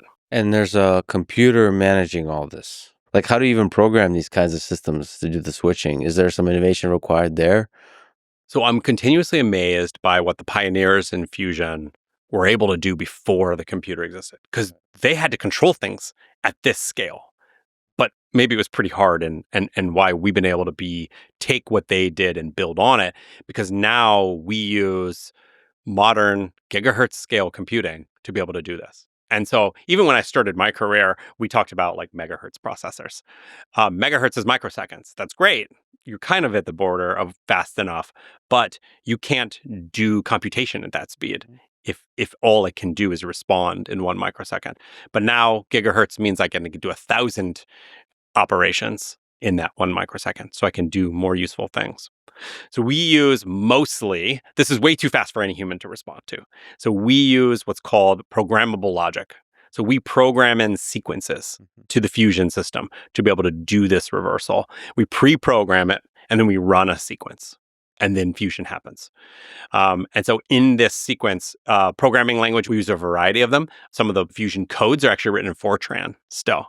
Nice. And though a lot is now more and more run in Python. And so we do a lot of Python, we do some Java, and then we also have because of the speed of this, it's a lot of assembly language programming. So we go right to the assembly level of the programmable logic, FPGAs, and we program those. And so to be able to run one of these systems, we typically have a series of electrical switches that turn on this electrical current. Those are controlled via fiber optic because the wires are just too slow. And so fiber optic, I can send photons at the speed of light. And so those fiber optics can respond in nanoseconds. And then I trigger those fiber optics with programmable logic that we've programmed in the hardware assembly language. As a small tangent, let me do a call to action out there. I'm still looking for the best Fortran programmer in the world, if people to talk to them, because so many of the essential systems the world runs on is still programmed in Fortran. I think it's a fascinating programming language. Cobalt too, but Fortran even more so. It's one of the great sort of computational numerical programming languages. Anyway, what in terms of the sensors that are giving you some kind of information about the system, in terms of the diagnostics, like what kind of, at this time scale, what can you collect about the system such that you can respond at the similar time scale? So I'm also calling out for Fortran programmers. So for different reasons, Yeah. but yes, great. The diagnostic systems is really one of the keys to how we do this effectively, because you need to be able to tell the system, we're going to trigger electrical current and we're going to do it in a microsecond. And we need to know if it's working right. And so in one of these FRC or these pulsed magnetic systems, you won't have just one electrical switch. I mentioned 100 mega amps, 100 million amps of electrical current. Even the big transistors we use can only run at 30,000 amps. So you'll end up with tens of thousands, in fact, the systems we build now, tens of thousands of parallel electrical switches, all operating in harmony together. And so you need to be able to build a system. And this is what we spend a lot of time with. And I made the joke that in a lot of ways, Helion's an electrical engineering company. To be able to both program, control, and then detect how they're operating. And do it all very fast. So in a typical sequence, we will pre-program, the operators will pre-program a sequence, usually fed from a numerical simulation of expecting how the fusion system will perform. We start with a set of calculations. We then pre-program all of these electrical switches to a certain sequence to be able to inject the fuel, reverse it, and then compress it up to fusion conditions. And then we trigger that and then let it go. And measure fusion happening. But during that process, have to be real-time recording and measuring all of the semiconductors and all of the switching in the system. I'm going to talk about measuring fusion diagnostics. That's a whole nother thing, which we can talk about. This is just on the electrical control side. And so some of the pioneering things we've been able to do is that real-time, you're monitoring all of these switches. You're watching who is triggering correctly, who is not triggering correctly. And if systems aren't working, you're shutting down this because you want to make sure that all the sequences are operating correctly. So some of the key diagnostics, it's actually pretty amazing that even early in my career, we didn't have a lot of fiber optics built into the system. And now it's absolutely essential. And so every one of these electrical switches has fiber optic signals going into it and fiber optic signals coming out, understanding how it's actually operating. And real time, all of these systems are being monitored by more fiber optics. We call these Rogowski coils, but they're electromagnetic coils that are powered by the electrical current themselves. So as these switches are conducting, they broadcast a signal that says, yes, I'm electrically conducting, an optical signal, fiber optics, that come back to a central repository where we detect those signals. And so real time, we're monitoring all of this so that we know that these systems are behaving and operating at their optimal performance. What's the role of numerical simulation in all of this? Sort of, I guess, ahead of time. How much numerical simulation are you doing to understand how the system is going to behave, how the different parameters all come together, the electrical system, and how that all maps to the fusion that's actually generated? Yeah, the operation of a fusion system is pretty fascinating because all of this happens on a time scale where human operators cannot really be involved. And so you have to have pre-programmed the majority. We call them shots. You're going to do a shot. And when you're operating them repetitively and you're running long periods of times, you still have all computers doing both the triggering and the measuring of how they're performing real time the whole time.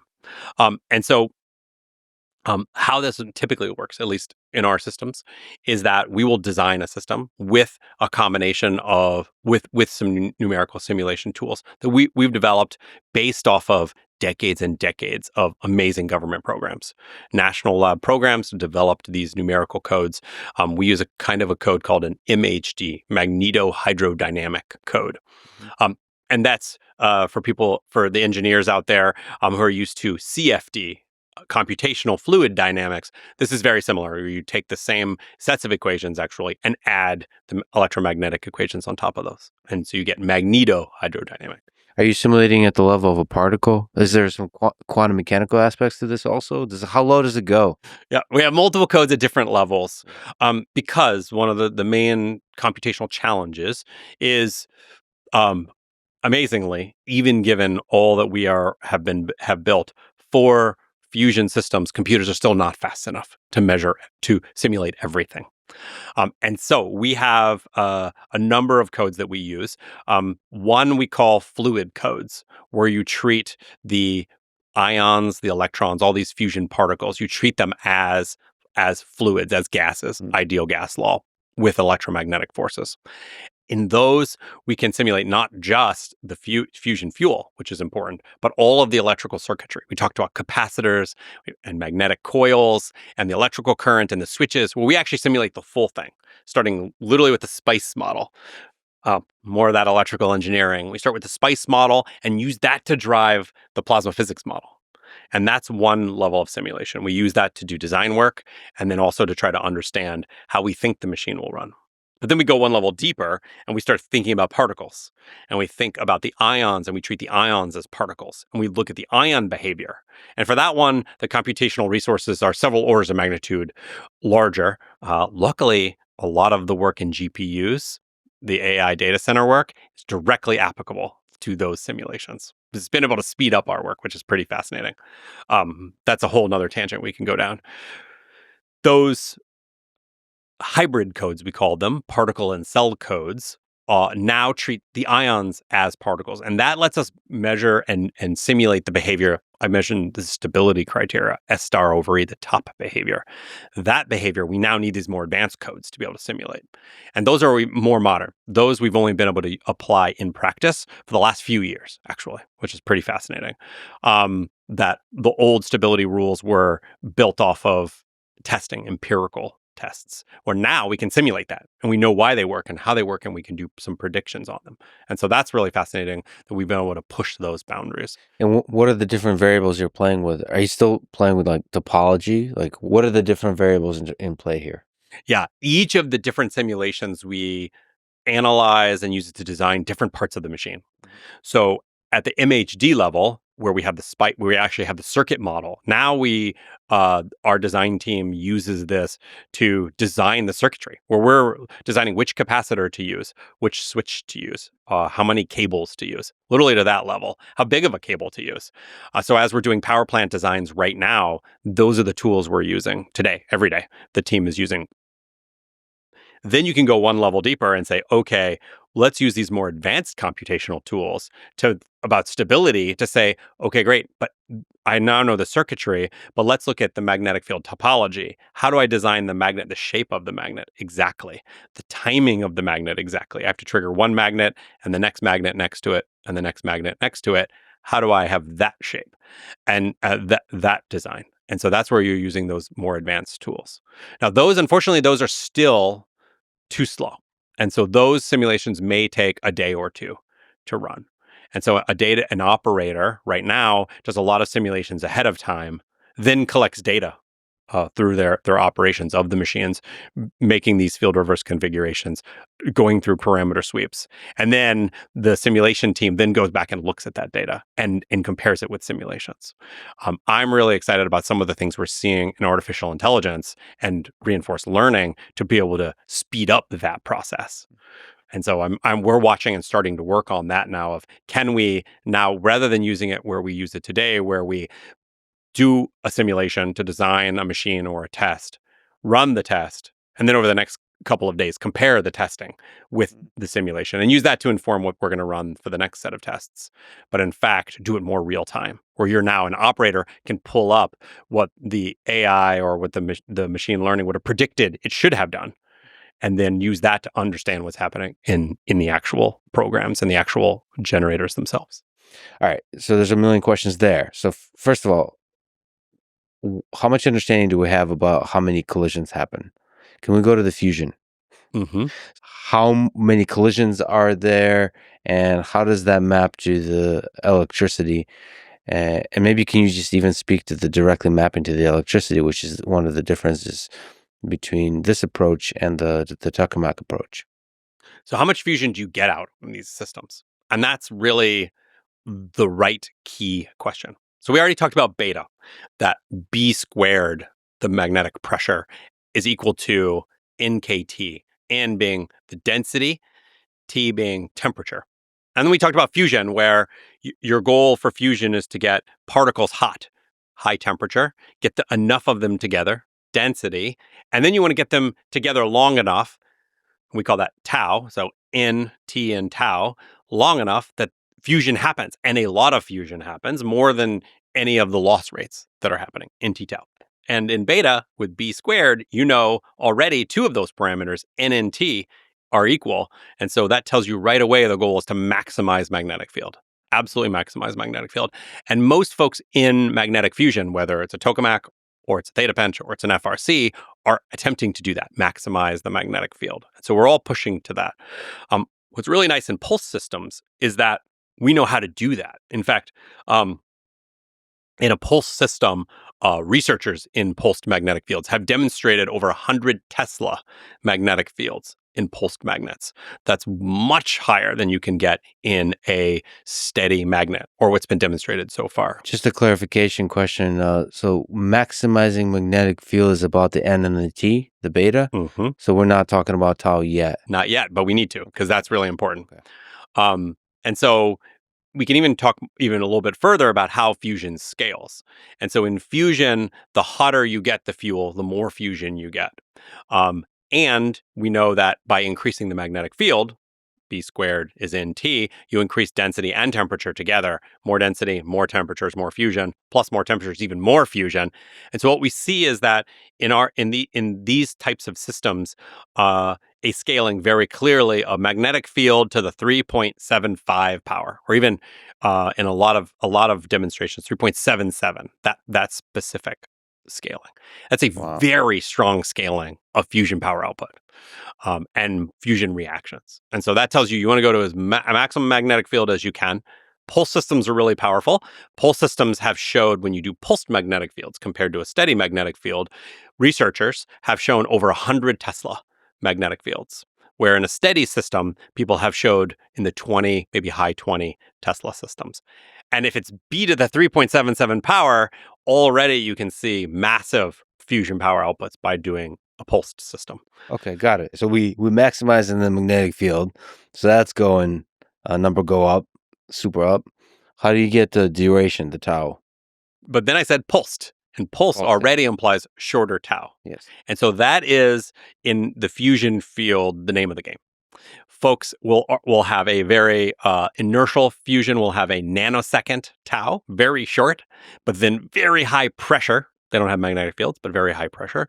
And then in stellarators and tokamaks, your goal is very long tau, but you'll have much lower density and you can't really go too much in temperature, but they'll have much lower density.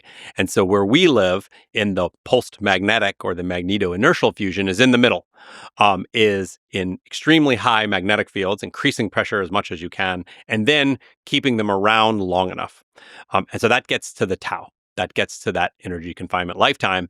And also it gets to stability. And so this is the thing that this field reverse configuration, which has showed that we can build, that these plasmas can last for hundreds or thousands of times the basic theory, has shown that now you can have long enough lifetimes. So what that means is in a practical fusion system, that there are lifetimes of these high beta pulse systems between 100 microseconds and a few milliseconds, thousandths of a second. And you hold on to it for a few thousandths of a second, you do fusion, and then you exhaust it. And so the whole process in this is we start with a magnetic field that fills the full chamber.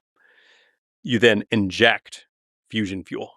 You ionize it, superheating it now to an ice cold 1 million degrees, but hot enough that you have charged particles, you have plasmas. You can then start increasing the magnetic field. You form a field reverse configuration and then rapidly increase the magnetic field further, increasing from 1 to 5 to 10, 20 to even higher magnetic fields.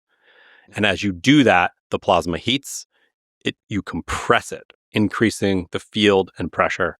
Fusion is now happening. New charged particles are being born inside this system with a tremendous amount of heat and energy, but in charged particles. And this is where the beta really, really works in your advantage, is that just like magnetic pressure on the outside, magnetic pressure is in KT, compresses the fuel and increasing pressure and temperature. When the pressure and temperature of the plasma increase, in KT increases, it pushes back on the magnetic field, increasing the magnetic field on the outside of the plasma. And what that does is magnetic field is electromagnetic current and current running in a wire. And what that does is pushes current back in the wire. And so the plasma itself now pushes back on the magnetic field, pushing electrical current out of the system and recharging the capacitors where we started this whole process. All in a self-organizing way. So I think it's good to sort of clarify how fusion usually generates energy, where this intermediate step of heating up water, then the steam is the thing that leads to electricity. And then, of course, the FRC method that you use leads directly to electricity. I was wondering if you could describe sort of the difference between those two. Yeah, I like the analogy of the match and the campfire. And I hear that a lot in fusion, where a lot of what steady fusion, think a Stellarator or tokamak, is attempting to do is take a little bit of fuel, that match, and then add heat to ignite that match. And then put it with enough fuel and in the right conditions and hold on to it for a long time that it grows into a campfire. Even if they do a good job, a bonfire, it's creating a tremendous amount of energy in that steady system, burning fuel in the same place, generating some ash, generating a lot of heat in that reaction.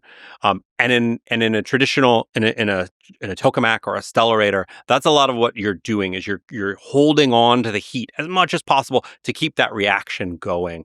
And in that, the optimal fuel is called deuterium and tritium, where you have deuterium is a heavy isotope of hydrogen, where you have an extra neutron, and tritium is a very rare form of hydrogen that's an unstable form. It's so rare, it's hard to get, where it has 2 neutrons and a proton. And when you fuse those together at very high temperatures, at very high densities, or high enough densities and very high temperatures, they make helium, which is a charged particle, which stays inside the campfire, inside the tokamak, continuing to heat it and stoke the flames. And it makes a neutron, which leaves the system because it's uncharged. It has no charge. And in that system, it's actually ideal. It's really great because in a campfire, you have this reaction going and you want to get the energy out of it. You want to use it. And you don't want to just burn up all the fuel and do nothing. That's not really valuable. What's really valuable is to stand next to the campfire and get the heat, get what comes off of it. And then use that in a traditional fusion system to boil water, to heat the water, and then at 35% efficiency, then convert that through a steam turbine into a cooling tower and cool off the fuel and extract electricity. And we know steam turbines, coal plants do this, nuclear fission reactors do this. And so we know how to do that. And that's the traditional way of doing it. But what I think there's other ways to do it with a pulsed magnetic system. There's one more thing you get to do, because you have this high beta where there's an electric field and an electromagnetic force that's now compressing the fusion fuel.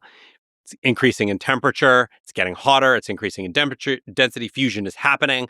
New fusion particles are being born. And those particles are not just stoking the flame. They're not just holding on the campfire like in the tokamak, but they're doing another thing, which is really powerful, which is they're pushing back on the magnetic field. They're applying a pressure. That pressure induces a current. We can extract that electrical current. But it takes you into another direction. So your analogy of the campfire now breaks down because now the campfire is expanding. It's pushing back on something. And so now it's the analogy of the piston engine. As you move from the match, the campfire, to now pistons.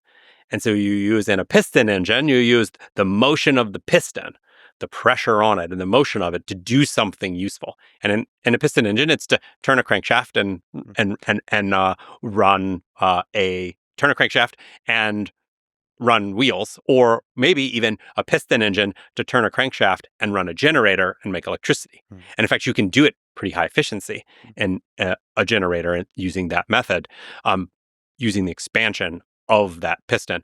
And what we do is use the expansion of the magnetic field to extract that electricity.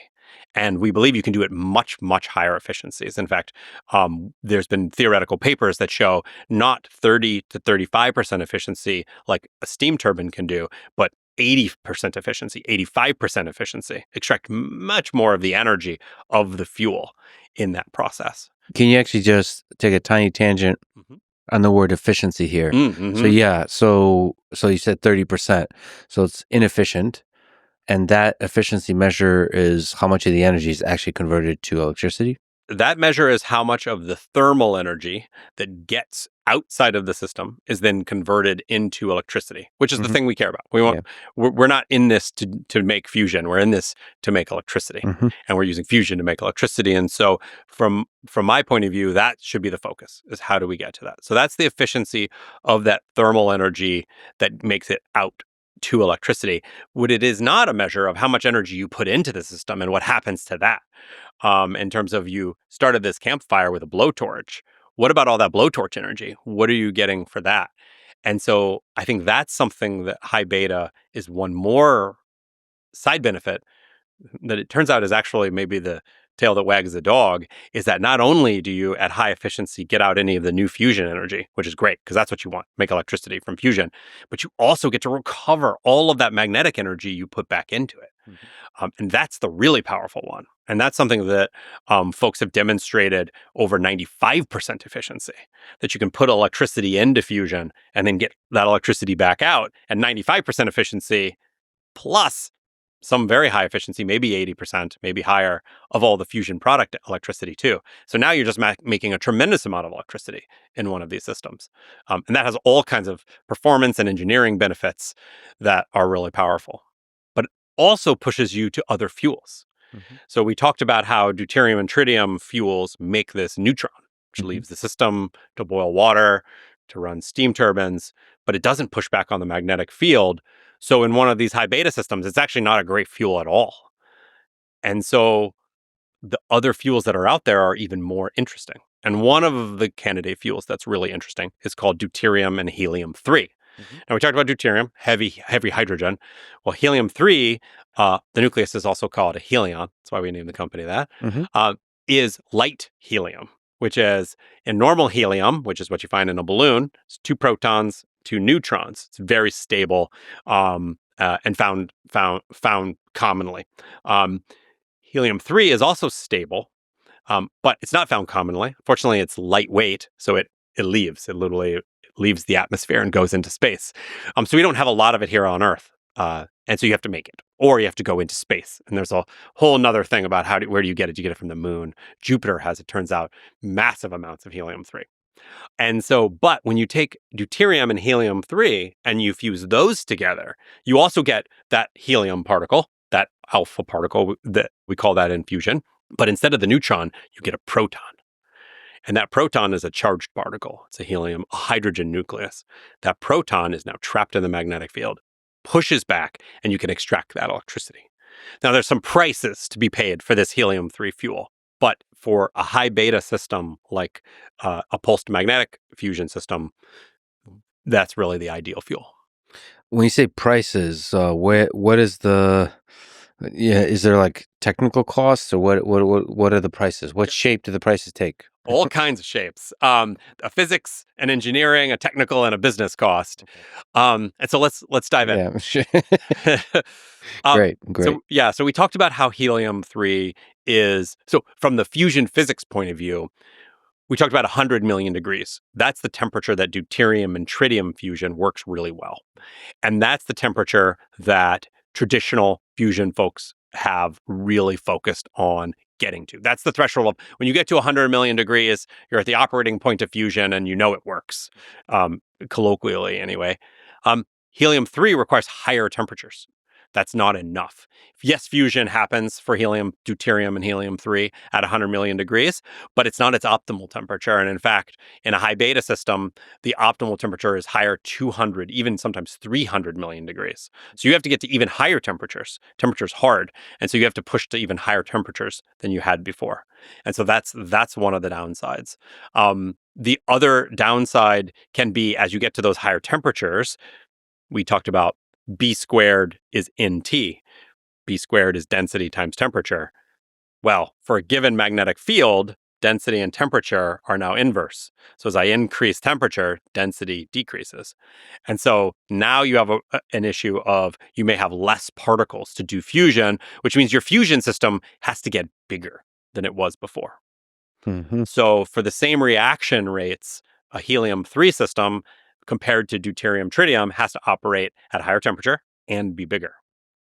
However, the flip side is if you can now recover energy at 3 times the energy efficiency, 30 at 80 some percent versus 30 some percent, and recover all your input energy, then now it's actually about the same size. Because for the same electricity output, not energy, it's not energy that we're worried about, it's electricity we're worried about. Electricity output, now you can actually build systems of similar size and similar energy, only they're now at this much higher efficiency. Got it. What can you say more about size? What are we talking about here? Like why is size an important constraint? And that gets to one of the other price. That gets to money. So Yeah. our goal is we want to build clean, low-cost electricity and get it out in the world, but that means it needs to be low cost. Mm-hmm. That's fundamental. If it's really expensive, no one's going to buy it. And while it can be clean, it's not going to be deployed. And so that is always has to be a part of what the promise of fusion is that can be low cost. So how do we know how much fusion systems cost? It's a really great question. And a lot of it comes down to fundamental size, that you have to just build things. And so there's some really first principles cost engineering you can do around power plants for fundamentally, what do they cost? How much concrete went into it? Fundamentally, how big is it? And that if you're doing a good job of manufacturing, your goal is to manufacture a product for as low of cost as you can, so you can sell it for as low price as you can. It asymptotes to the material cost because you can never get cheaper than Wow. that. So it's literally, in some sense, some sort of first principle sense, is how much concrete it goes into building the power plant. How much concrete? How much concrete? How much steel? How much copper and aluminum? Different materials cost different amount, but at the end of the day, the cheapest function is the least amount of materials. Wow. Okay. And so we think a lot about that and how we can make these systems smaller so they can be developed at lower cost. Now, there's a flip side. You still need to produce electricity. Mm-hmm. So if you make them really small and they don't produce electricity, and there is some minimum size to fusion, and that's really important. Fusion scientists and engineers don't see you'd ever have a fusion generator on the back of your DeLorean, for instance. The physics doesn't let that one happen. At least physics is as we've understood for the last 100 or 200 years. Well, there's a lot of really interesting business questions here because you're basically at the cutting edge of science, of technology, of physics, of engineering, trying to basically innovate into the future rapidly. How do you how do you do that? Because the R&D here, the research alone, is a lot of money. Mm-hmm. So what can you say about that? Like, how to be bold and fearless in pushing this technology into the future when so much is unknown and it costs so much to just do the research? So I think about this in a couple of ways. One, the need. We look to the world and we know the world needs clean, low cost, safe electricity. And just to meet our needs today, and not to even talk about the needs of tomorrow or the needs of AI or any of or the growth that's probably coming, just to meet today. And so, but fundamental to that is it has to be a product that people will buy. It has to be a generator that is making that electricity at low cost. And it's got to be soon. And so a lot of what I think about is how do we do those two things together? And a lot of that is scale. And a lot of that is thinking about, and not big scale. In fact, it's the opposite of that. It's small scale. It's how do you build a product that's mass producible, that you can build quickly and learn quickly. Mm-hmm. And what I've found in my career at this is that they're actually the same thing. And that the faster you can build a thing, the faster you can learn if that thing works. The faster you can you can actually iterate on that and build the next thing. And so what I have spent my career building is teams of humans and a company that are builders that can build high technology things quickly. That if you want to do R&D, you don't want large scale, multinational, complex, huge systems. You want to actually take the smallest thing you can build that accomplishes the mission. And in fusion, there is a minimum size, but accomplishes the mission, and then build it quickly and build whole teams around building it quickly and incentivize folks to move quickly, iterate, and learn.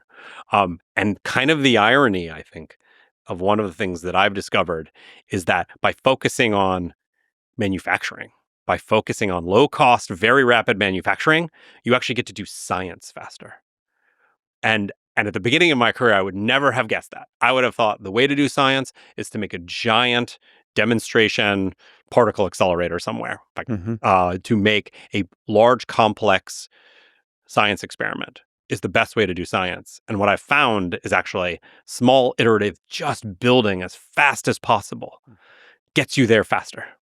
Because you can learn, you can build, you can iterate, you can solve the problems, and then you can learn the fundamental physics, learn the scaling, learn the FRC and the B to the 3.77 power, and learn those things way sooner than if you would have just started on one mega project and then waited decades to get to the answer. There's a profound truth in that. Something about the constraints of pushing for the simple, for the low cost, for the manufacturable. That pushes everything, pushes the science, pushes the innovation. In fact, you should maybe explain that you're, I believe, on the 7th prototype. Like, this is insane. The rate of innovation here is insane.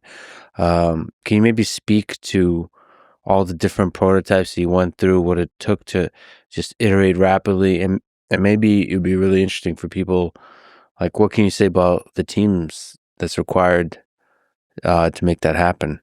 Like, what kind of people are required to make that happen at that fast rate?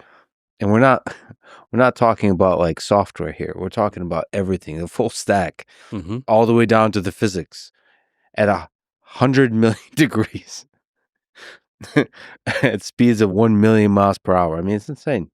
Anyway, so how do you iterate the prototypes, and what kind of teams make it happen? So at Helion, we've built 7 systems. The first 6 were a series of prototypes that we built end to end that were focused on scaling the process of making these field reverse configurations, compressing them to thermonuclear fusion conditions, and demonstrating that you can do fusion, and then increasing the scale, increasing the temperature and the energy. The very first ones were named after beer. Actually, the most successful was the Inductive Plasmoid Accelerator, the IPA. And it was the first system that showed that the team could make these FRCs and hold on to them and understand some of the stability criteria, the heating criteria. And then we started increasing the field. Now, okay, great, we can hold on to one of these FRCs. We know how long, we know how to make them, but now can we squeeze on them and start doing fusion, increasing in pressure and temperature? What we noticed is machine after machine. We always used Starbucks. We were in Redmond at the time, Redmond, Washington, and Starbucks cups sitting on top of the machine as this is the scale. They were too small to have a human really in the picture all the time, so the Starbucks cup was enough. And so then we switched to tall, grande, venti, and then the biggest Trenta was the biggest system that came online in 2020. That was a system that showed 100 million degrees and was the first system that did deuterium and helium-3 fusion. In fact, as far as we know, the only bulk deuterium helium-3 fusion that has been done, and also showed the 100 million degree fusion temperatures from an FRC. And throughout that time, the earliest work was government funded, government grants, SBIRs and other type of government grants. And actually the team involved, myself and the rest of the founding team, were really good at winning government programs, doing fundamental science, but moving very quickly. And there's a lot of ways to think about how to iterate and how to build quickly. I want to talk about the teams first, and then we can talk about some of the technology pieces to do that. But a lot of it is thinking about, if your goal is to get the product, electricity, out to the world as soon as possible, then you should be looking at everything you do towards that lens. And so that's thinking about the materials you choose. You want to, at every turn, choose commonly available materials. If you have to wait for supply chain for an ultra rare material, it's going to take you a lot more time. And so do everything you can to engineer a system that uses simple aluminum alloys, simple copper alloys. And if you have to use tungsten, and maybe you have to use tungsten in some of your systems, which is a hard to find alloy, make sure you're using commonly available thicknesses of tungsten sheet. Those kinds of engineering analyses and thought processes at every step. And that's how we built these systems, from IPA to Venti up to Trenta, was always looking at how do we build systems that are easy to build and mass produced. Because this is the other thing that I don't know that early in my career I'd have predicted, is that by making 100 of a thing, you can actually make it faster than if you go make one of a thing. Yeah. And that because when you look at our fusion systems, we talked about these big magnets. And you could build one giant, big, complex, hard-to-make magnet that's heavy, and you have to move it around with a crane, and requires very complex machining by ultra-rare CNCs. Or you could then make that out of a composite of 100 smaller magnets. Each of those magnets now can be made on a simple machine. Each of these magnets can be picked up by a human. They're light enough.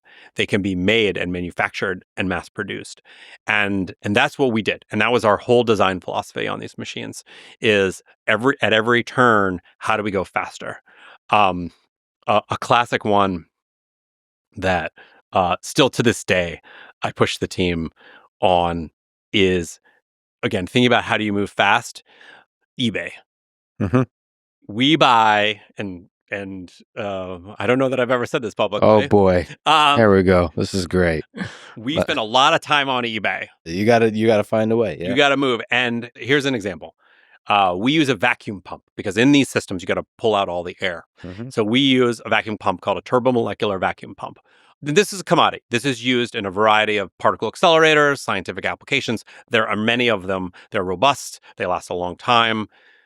They also have a very small supply chain. So if you want to buy a brand new turbomolecular pump, you can, and you might wait 9 months from the manufacturer to go make one for you and deliver it for you. But I can go today and get the same model that was made 10 years ago and get it on eBay today, right now. However, it might not work. Like, you don't know yet. There's some, how well it works or how clean it is or any of those things. And so what we do is, you don't go to eBay to save money. It does. It's cheaper, and that's great. But you can also go and get 3 of those turbo pumps that are sitting in eBay right now. Bring those in-house, test them. Maybe only one of them meets the specifications you need. But guess what? You just got a pump in 2 weeks instead of 9 months. Yeah. And you got it, and it's in the door, and it's operational, and it's running, and you're moving. See, I love that. I love that kind of stuff. One of the only people I've really seen do that is Elon. Like, he put together that cluster in Memphis in a matter of weeks. which isn't has nothing like that has ever been done before. And this eBay way is really the kind of thing that's required to make that happen, as you shortcut the supply chain. And everywhere you can, you still have to deliver the working product. And Right. that cannot sacrifice the quality. But do you really need the shiny brand new one when the used one is going to do the job? And we think about that across the board. Do we take the best plasma diagnostic, the most sophisticated plasma diagnostic in the world that's 3%, that has an accuracy of within 3%? And it's going to take me 3 years and maybe a few $1 million to go build. Or do I take a technology from 10 years ago that's 5% accurate, that's good enough that I can go build in a month? And the answer for us, for Helion, and for the team that we put together is that scrappy. I want to just solve the problem. I don't need necessarily the best solution, but let's go make it happen. And so that's something that we routinely do. I think sometimes I have challenges with my academic colleagues on this, is that we have a difference of opinion. Because at 3%, well, that's way better than 5%. So shouldn't you do that? You'll know your data better. But 5% is good enough. Now, 50% would not be good enough. And so that technology wouldn't have been applicable. And so finding that middle ground is a hard thing to do. And never compromising on the quality and the safety. Like, it's got to work and it's got to be safe. But can you still go fast? But in general, just having a culture of pushing the rate of iterations here. And building the team that wants to go build things. Yeah. Like, everyone at Helion, at least the vast majority of Helion, we hire engineers, scientists, and technicians and machinists, are hands-on builders. The company at Helion is very weird for a fusion company. Today, we are 50% technicians, not scientists. Nice. And we have a ton of scientists, because the science is critically important too. But they're supported by a huge manufacturing company. And our goal is to build as fast as possible.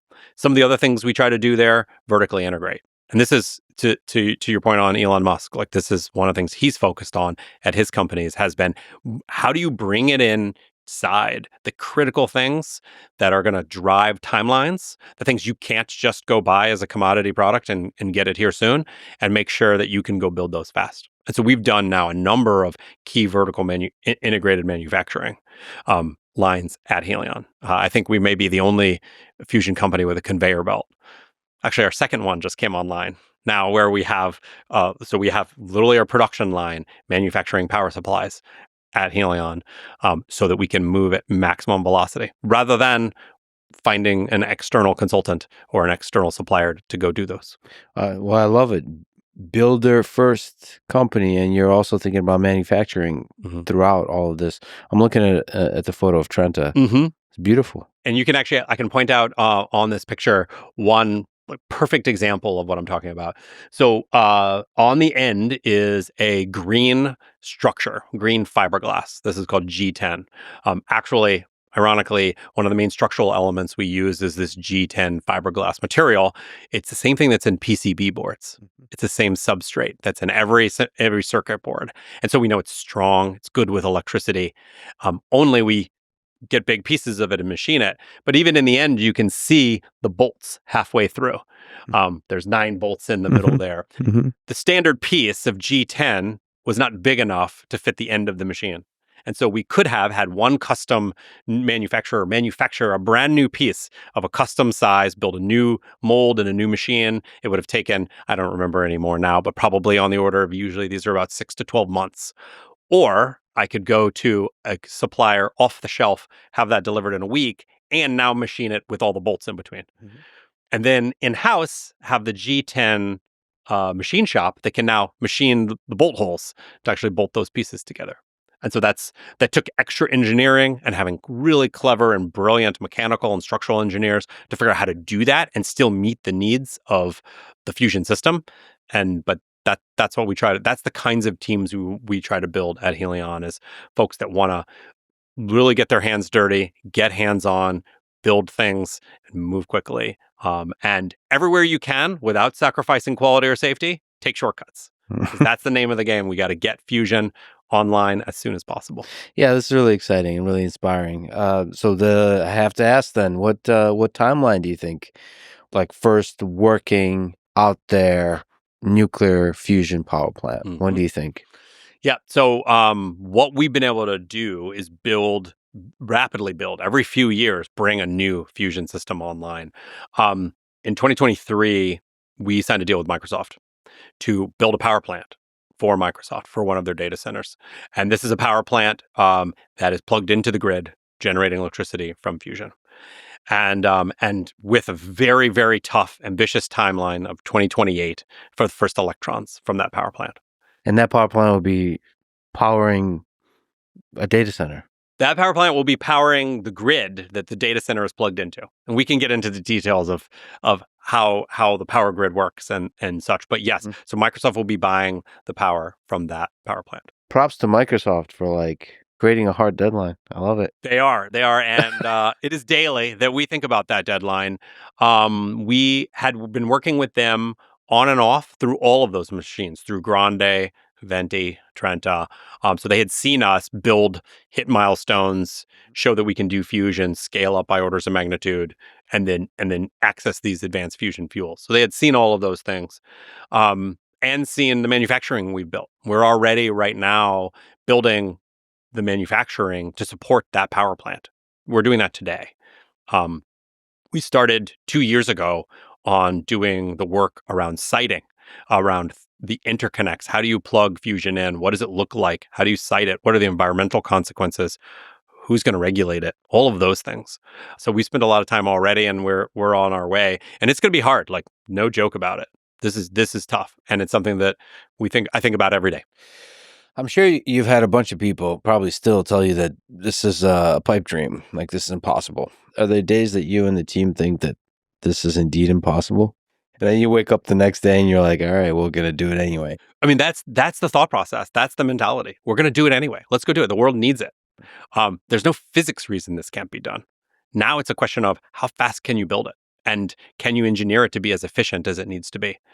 And those are engineering and manufacturing are ridiculously hard challenges. So do not short sell that. But that's the goal, and that's what we get up every day thinking about. This is something I was actually just thinking about and talking with some of my team in the last few days. We certainly have people that say no, this can never be done. And we had that before.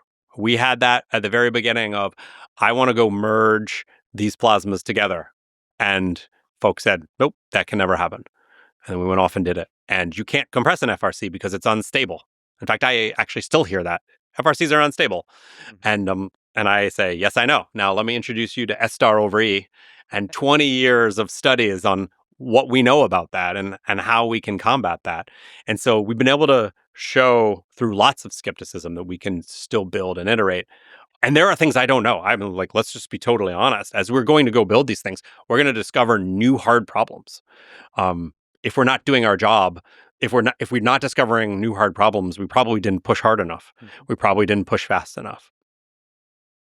And I think that's really critical. That we build the team, and we do the hiring to make sure that everybody is doing that problem. Now that doesn't mean it's not a hard challenge, and to keep folks motivated. Helion now is over 500 people, but when we built Trenta, we're 50 people. Okay.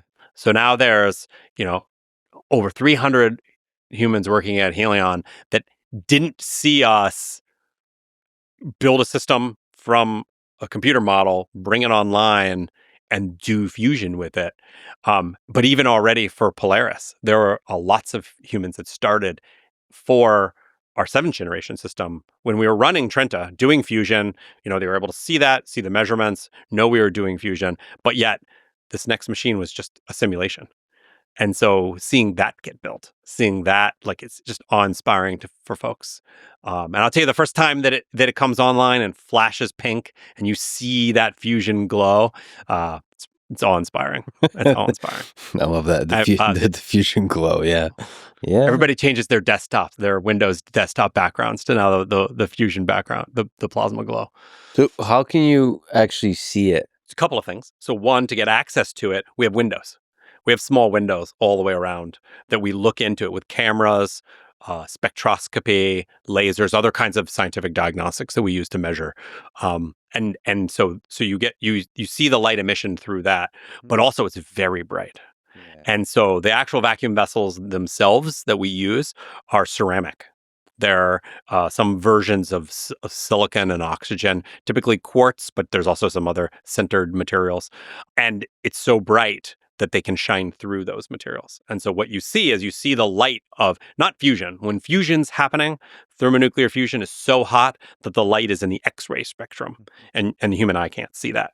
But as you're that ice cold 1 million degree plasma, when you're just getting started, it's emitting photons in a range and light in a range that humans can see. And so you see that bright purple fuchsia color. And this would be, if you're doing actual cameras, this would be like extremely high speed cameras, that kind of thing?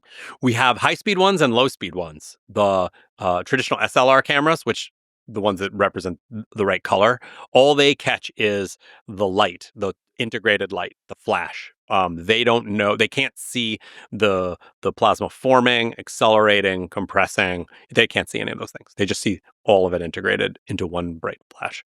But the high speed cameras, they can see that. And so the high speed cameras we can use to actually measure that. In fact, we put special filters on them to measure different wavelengths of light. So we can tell, is it the hydrogen?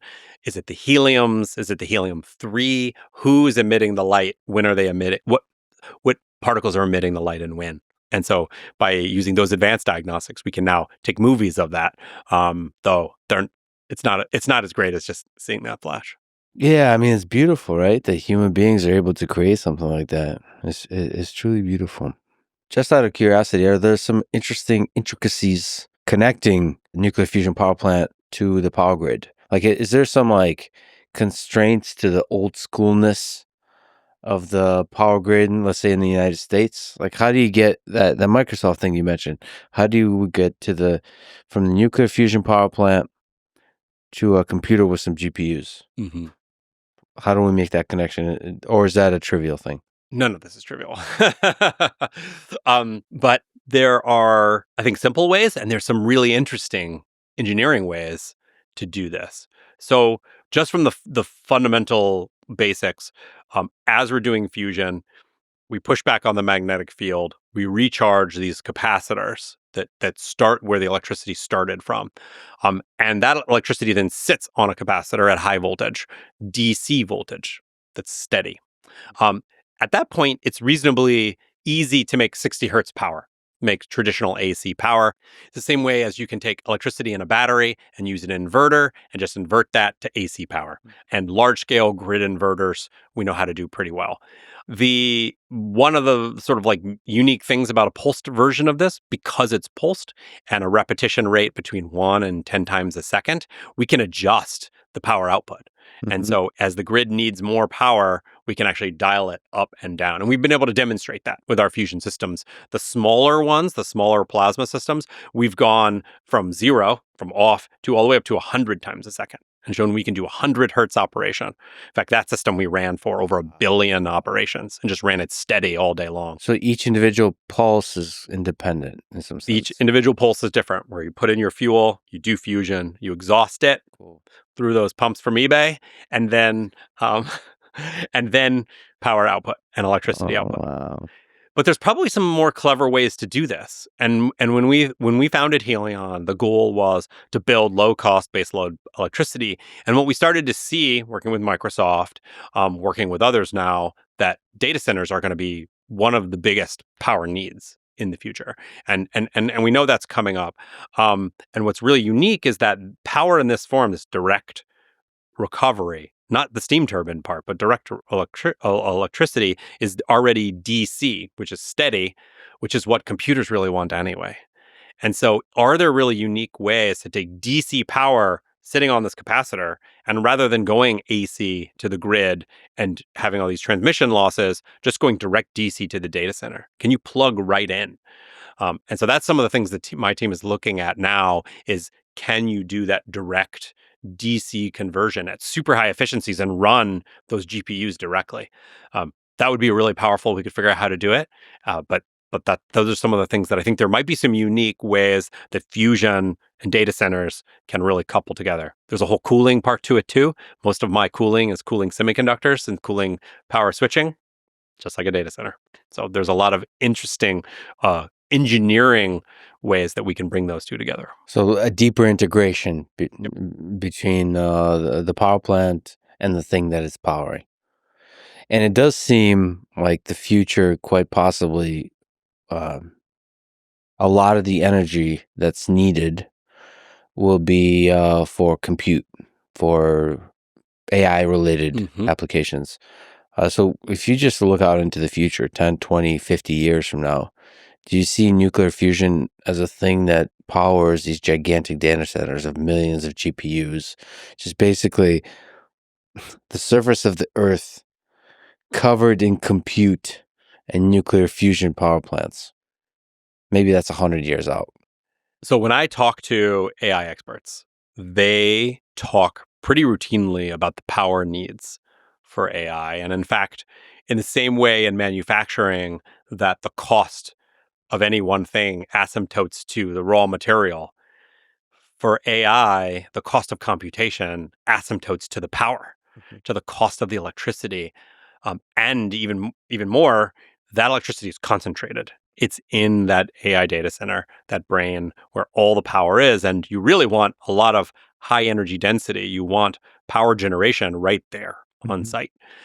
So it seems like, just take those two facts, a really nice match between fusion, which is base load, high energy density, can be sited most places, and a data center, which is going to be high energy requirements in a local location and large amounts of it. There's been predictions recently from energy institutes that suggest we will have growth that, rather than a 2% growth per year in electricity, maybe a 4 or 6% growth in electricity due to data center use. I think that is probably wildly underestimating where we're moving. And so, oh man. And so the idea that AI can grow human cognition and our ability to solve problems, we can't let it be limited by power. And so I'm going to push as hard as I can so that's not the limit. Do you ever think about like 2050 or something like that? Just I know you're focused on a few years out, just getting a fusion power plant working, but do you ever think about like even longer term future?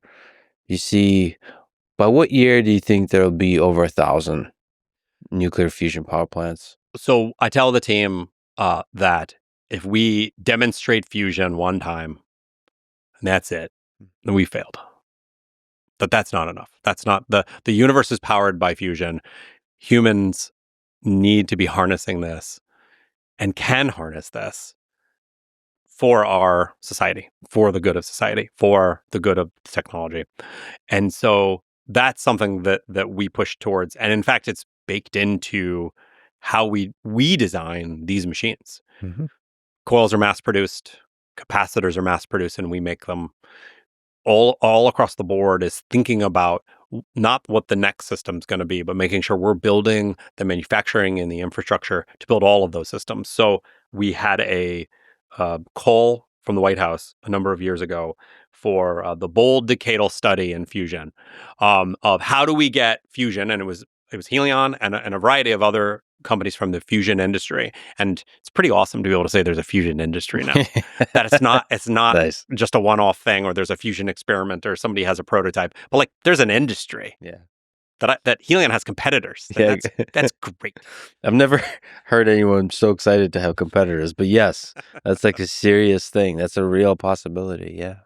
And the goal was, how do we not just demonstrate fusion in the next decade, but meaningfully deploy it and start to answer.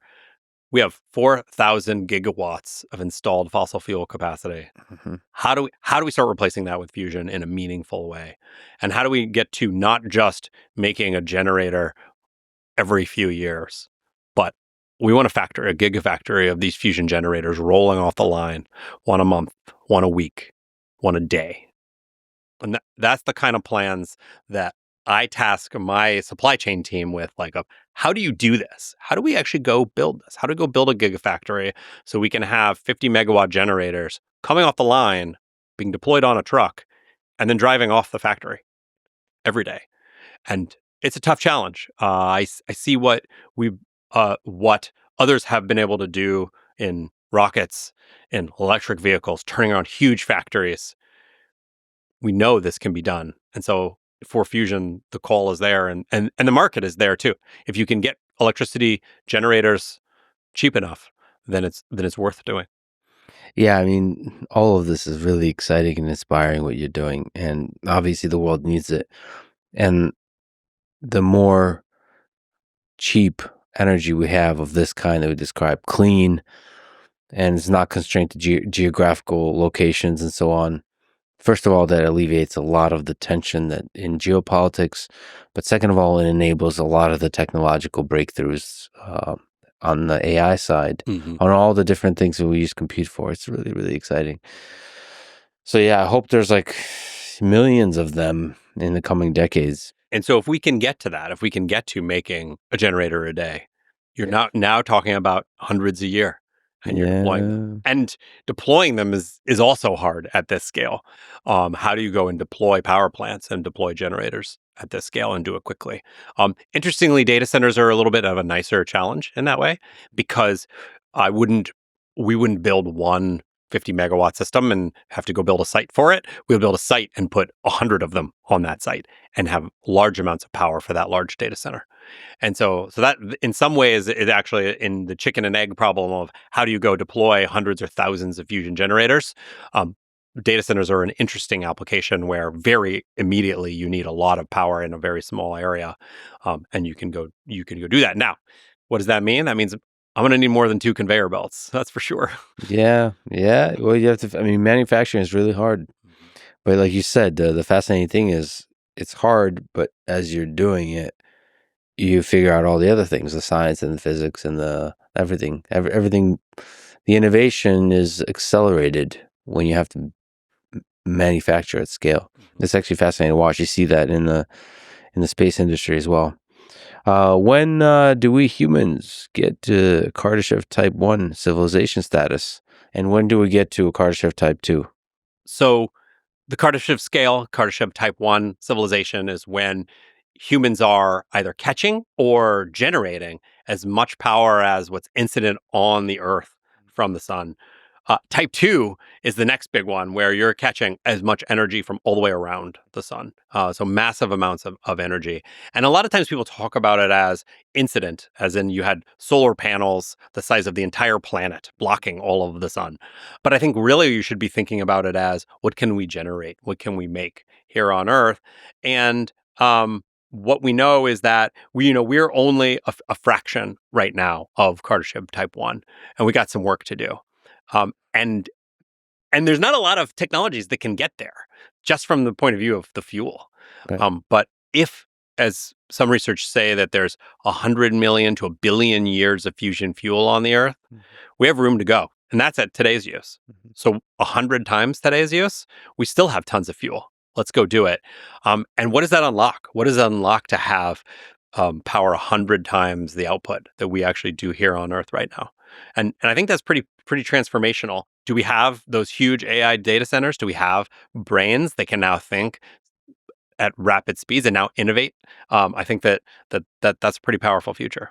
Yeah, I could just imagine a giant AI brain and rockets just constantly shipping more and more humans out into space, into colonizing space, and we're expanding out into the universe. I mean, obviously, there's a lot to be concerned about. It's technology in itself is always a double-edged sword. There's always a concern that we humans, in the power we create, will also destroy ourselves in obvious ways and less than obvious ways. I've been spending a lot of time in nature, and you become distinctly aware that there's something truly special about the simplicity, the balance that is achieved by nature. And in some sense, we disturb that balance by creating sophisticated technologies. But in another sense, we're building something in the spirit of nature that's more and more beautiful and allows us humans to flourish in richer and richer ways. So, double-edged sword.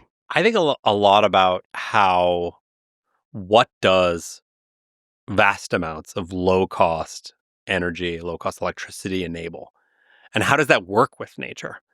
Um, and if you have power, and this is why one of the reasons we love fusion is that's energy dense.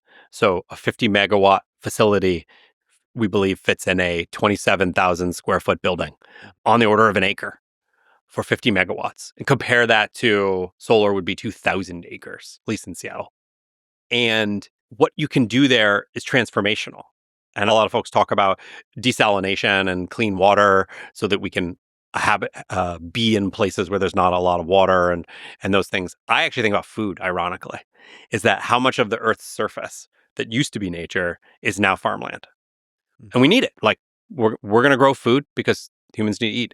And that's really critical. But it's about 5 feet tall all over the Earth. Why can't you do it at 500 feet? Why can't you build a building where you're actually growing in the building, you're growing plants? I spend a lot of time thinking about growing plants, ironically, at high densities of food densities so that we can eat and we can exist and we can coexist in a way that's energy dense and rich. You mentioned actually going to space. How do we go to space now? We take methane fuels or hydrogen fuels, and we burn them and we launch a rocket.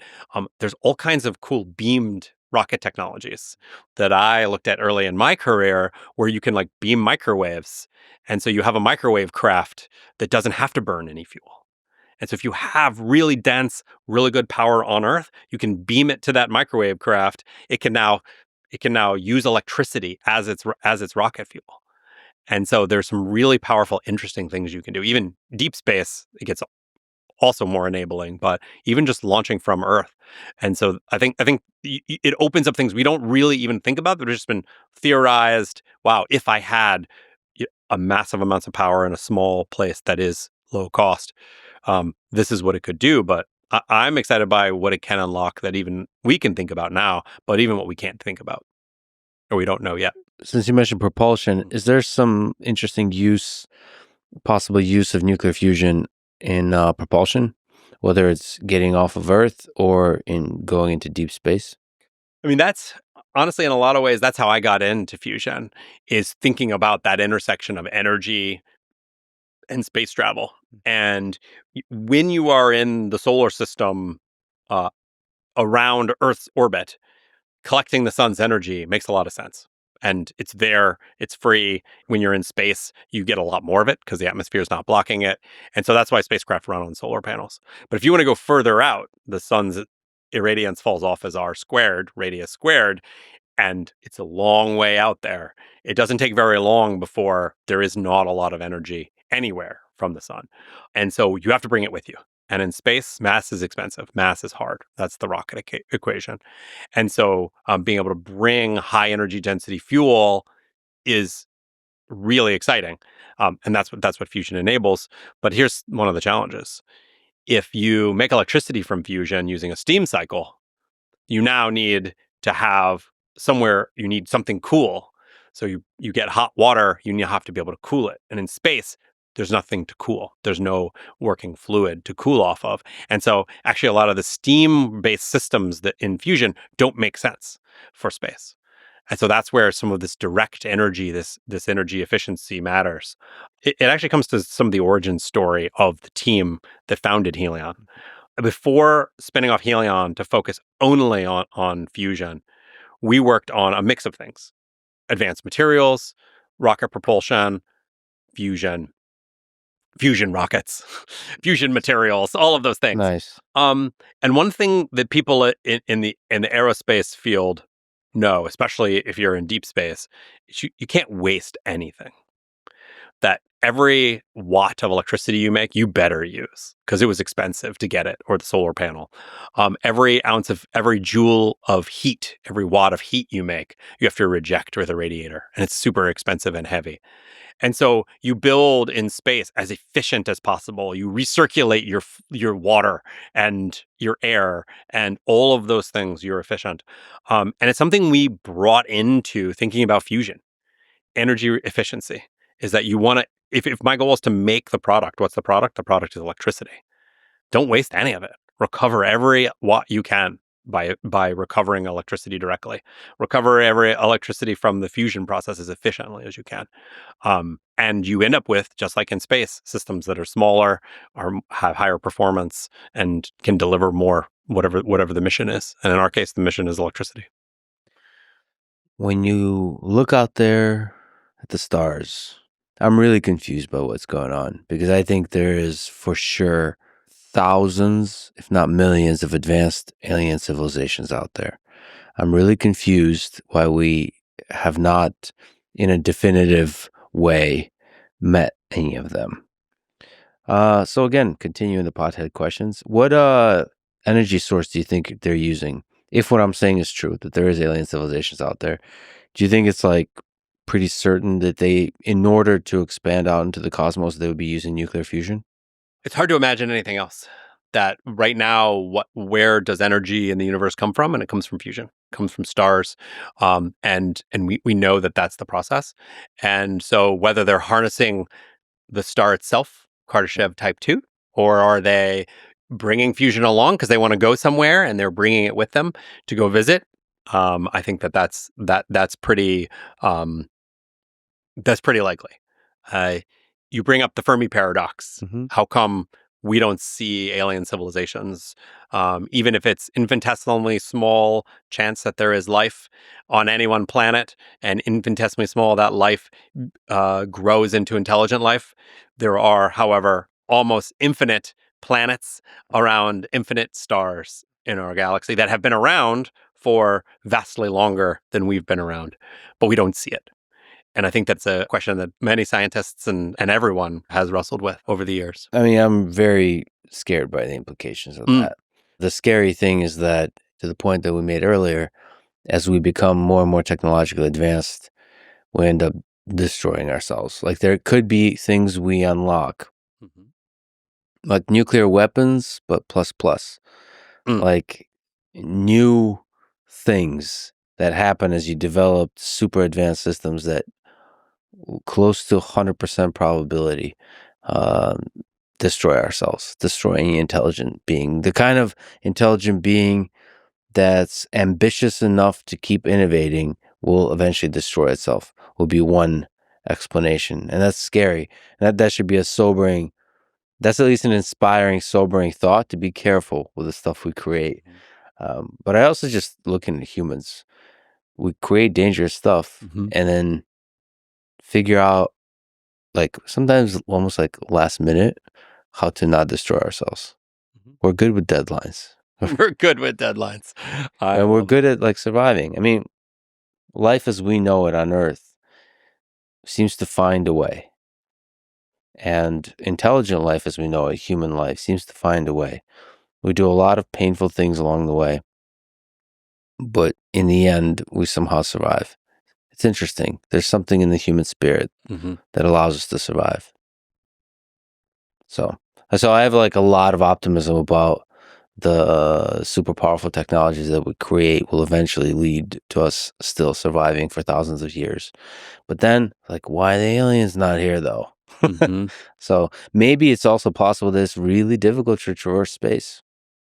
Maybe it really is that difficult. The physics makes it not easy. There's a lot of space, and it's just hard to travel. I think as I have gone further and further in building fusion systems that work, I've become more optimistic around the Fermi Paradox specifically. And there is the There's several of them. I think you're referring to something called the Great Filter. Something happens that filters out life. The dark forest is another philosophy around, sure, it's out there, but everybody's hiding because they don't want to be noticed. But I think about something else, actually. The philosophy that I've always loved, and I'm going to pronounce this wrong, so I apologize, Matryoshka brains, is that, and that's Kardashev level 2, that civilizations get so advanced and they focus not on expanding physically and expanding in space and expanding their reach by planting flags in new places, but grow their cognition, grow their ability to think. They grow their brain, they grow their intellect. And I feel like in the last few years, we've seen a massive trend that maybe this is the thing that happens, and that we do grow our intellect, and we grow the intellect of the species by AI and advanced tools, and as a society can just get smart enough that we don't need to go plant those flags everywhere. And so the Matryoshka brain is a Dyson sphere where a civilization has covered the entire sun in essentially solar panels or collects its light in some way and uses all of that power to power intelligence, to power computers, and to power brains. And I think we're a ways away from that, but maybe AI and fusion together gets you actually along that path sooner. And I'm excited by that outcome of the Fermi Paradox. And then at that point, those civilizations have a star that you can't find anymore because it's all covered, and are there thinking and growing their intellects rather than actually having to physically expand. Yeah, exploring and expanding in the realm of cognition and consciousness versus in the realm of space and time. As we 21st century colonizer humans think like. Maybe 22nd century humans will be thinking fundamentally differently. Yeah, that's a beautiful, beautiful vision of the future. Speaking of beauty, you've been doing a lot of really interesting things in a lot of interesting disciplines. What to you is a ridiculous question, is the most beautiful idea in physics and nuclear engineering, in nuclear fusion and power plants? What ideas you just step back and are in awe of? I'm continuously in awe that it works. Yeah. And I know that sounds a little silly to say. But the more that I learned in my career around the balance of exactly the right temperatures where life works, exactly the right balance between the electromagnetic force and the strong force, those are things that it's hard to imagine are accidental. And um, And so we talk about how beautiful nature is, but then you look at what each of the leaves on the tree really is, and each of the cells, and each of the atoms, and each of the quantum substructure of that atom. And I'm all amazed that all the pieces come together. We humans are somehow able to find that perfect balance where it just works. Just works. Last minute sometimes, but it does work. The kind of deadlines you're operating, the group of brilliant people that you're working with are operating under is just it stresses me out, but it excites me. So I'm deeply grateful that you're doing this work. You're one of the people building an exciting future. So thank you for doing that, and thank you so much for talking today. Thank you very much. It's been fun. Thanks for listening to this conversation with David Kirtley. To support this podcast, please check out our sponsors in the description, where you can also find links to contact me, ask questions, give feedback, and so on. And now, let me leave you with some words from the great John F. Kennedy. We choose to do these things, not because they are easy, but because they are hard.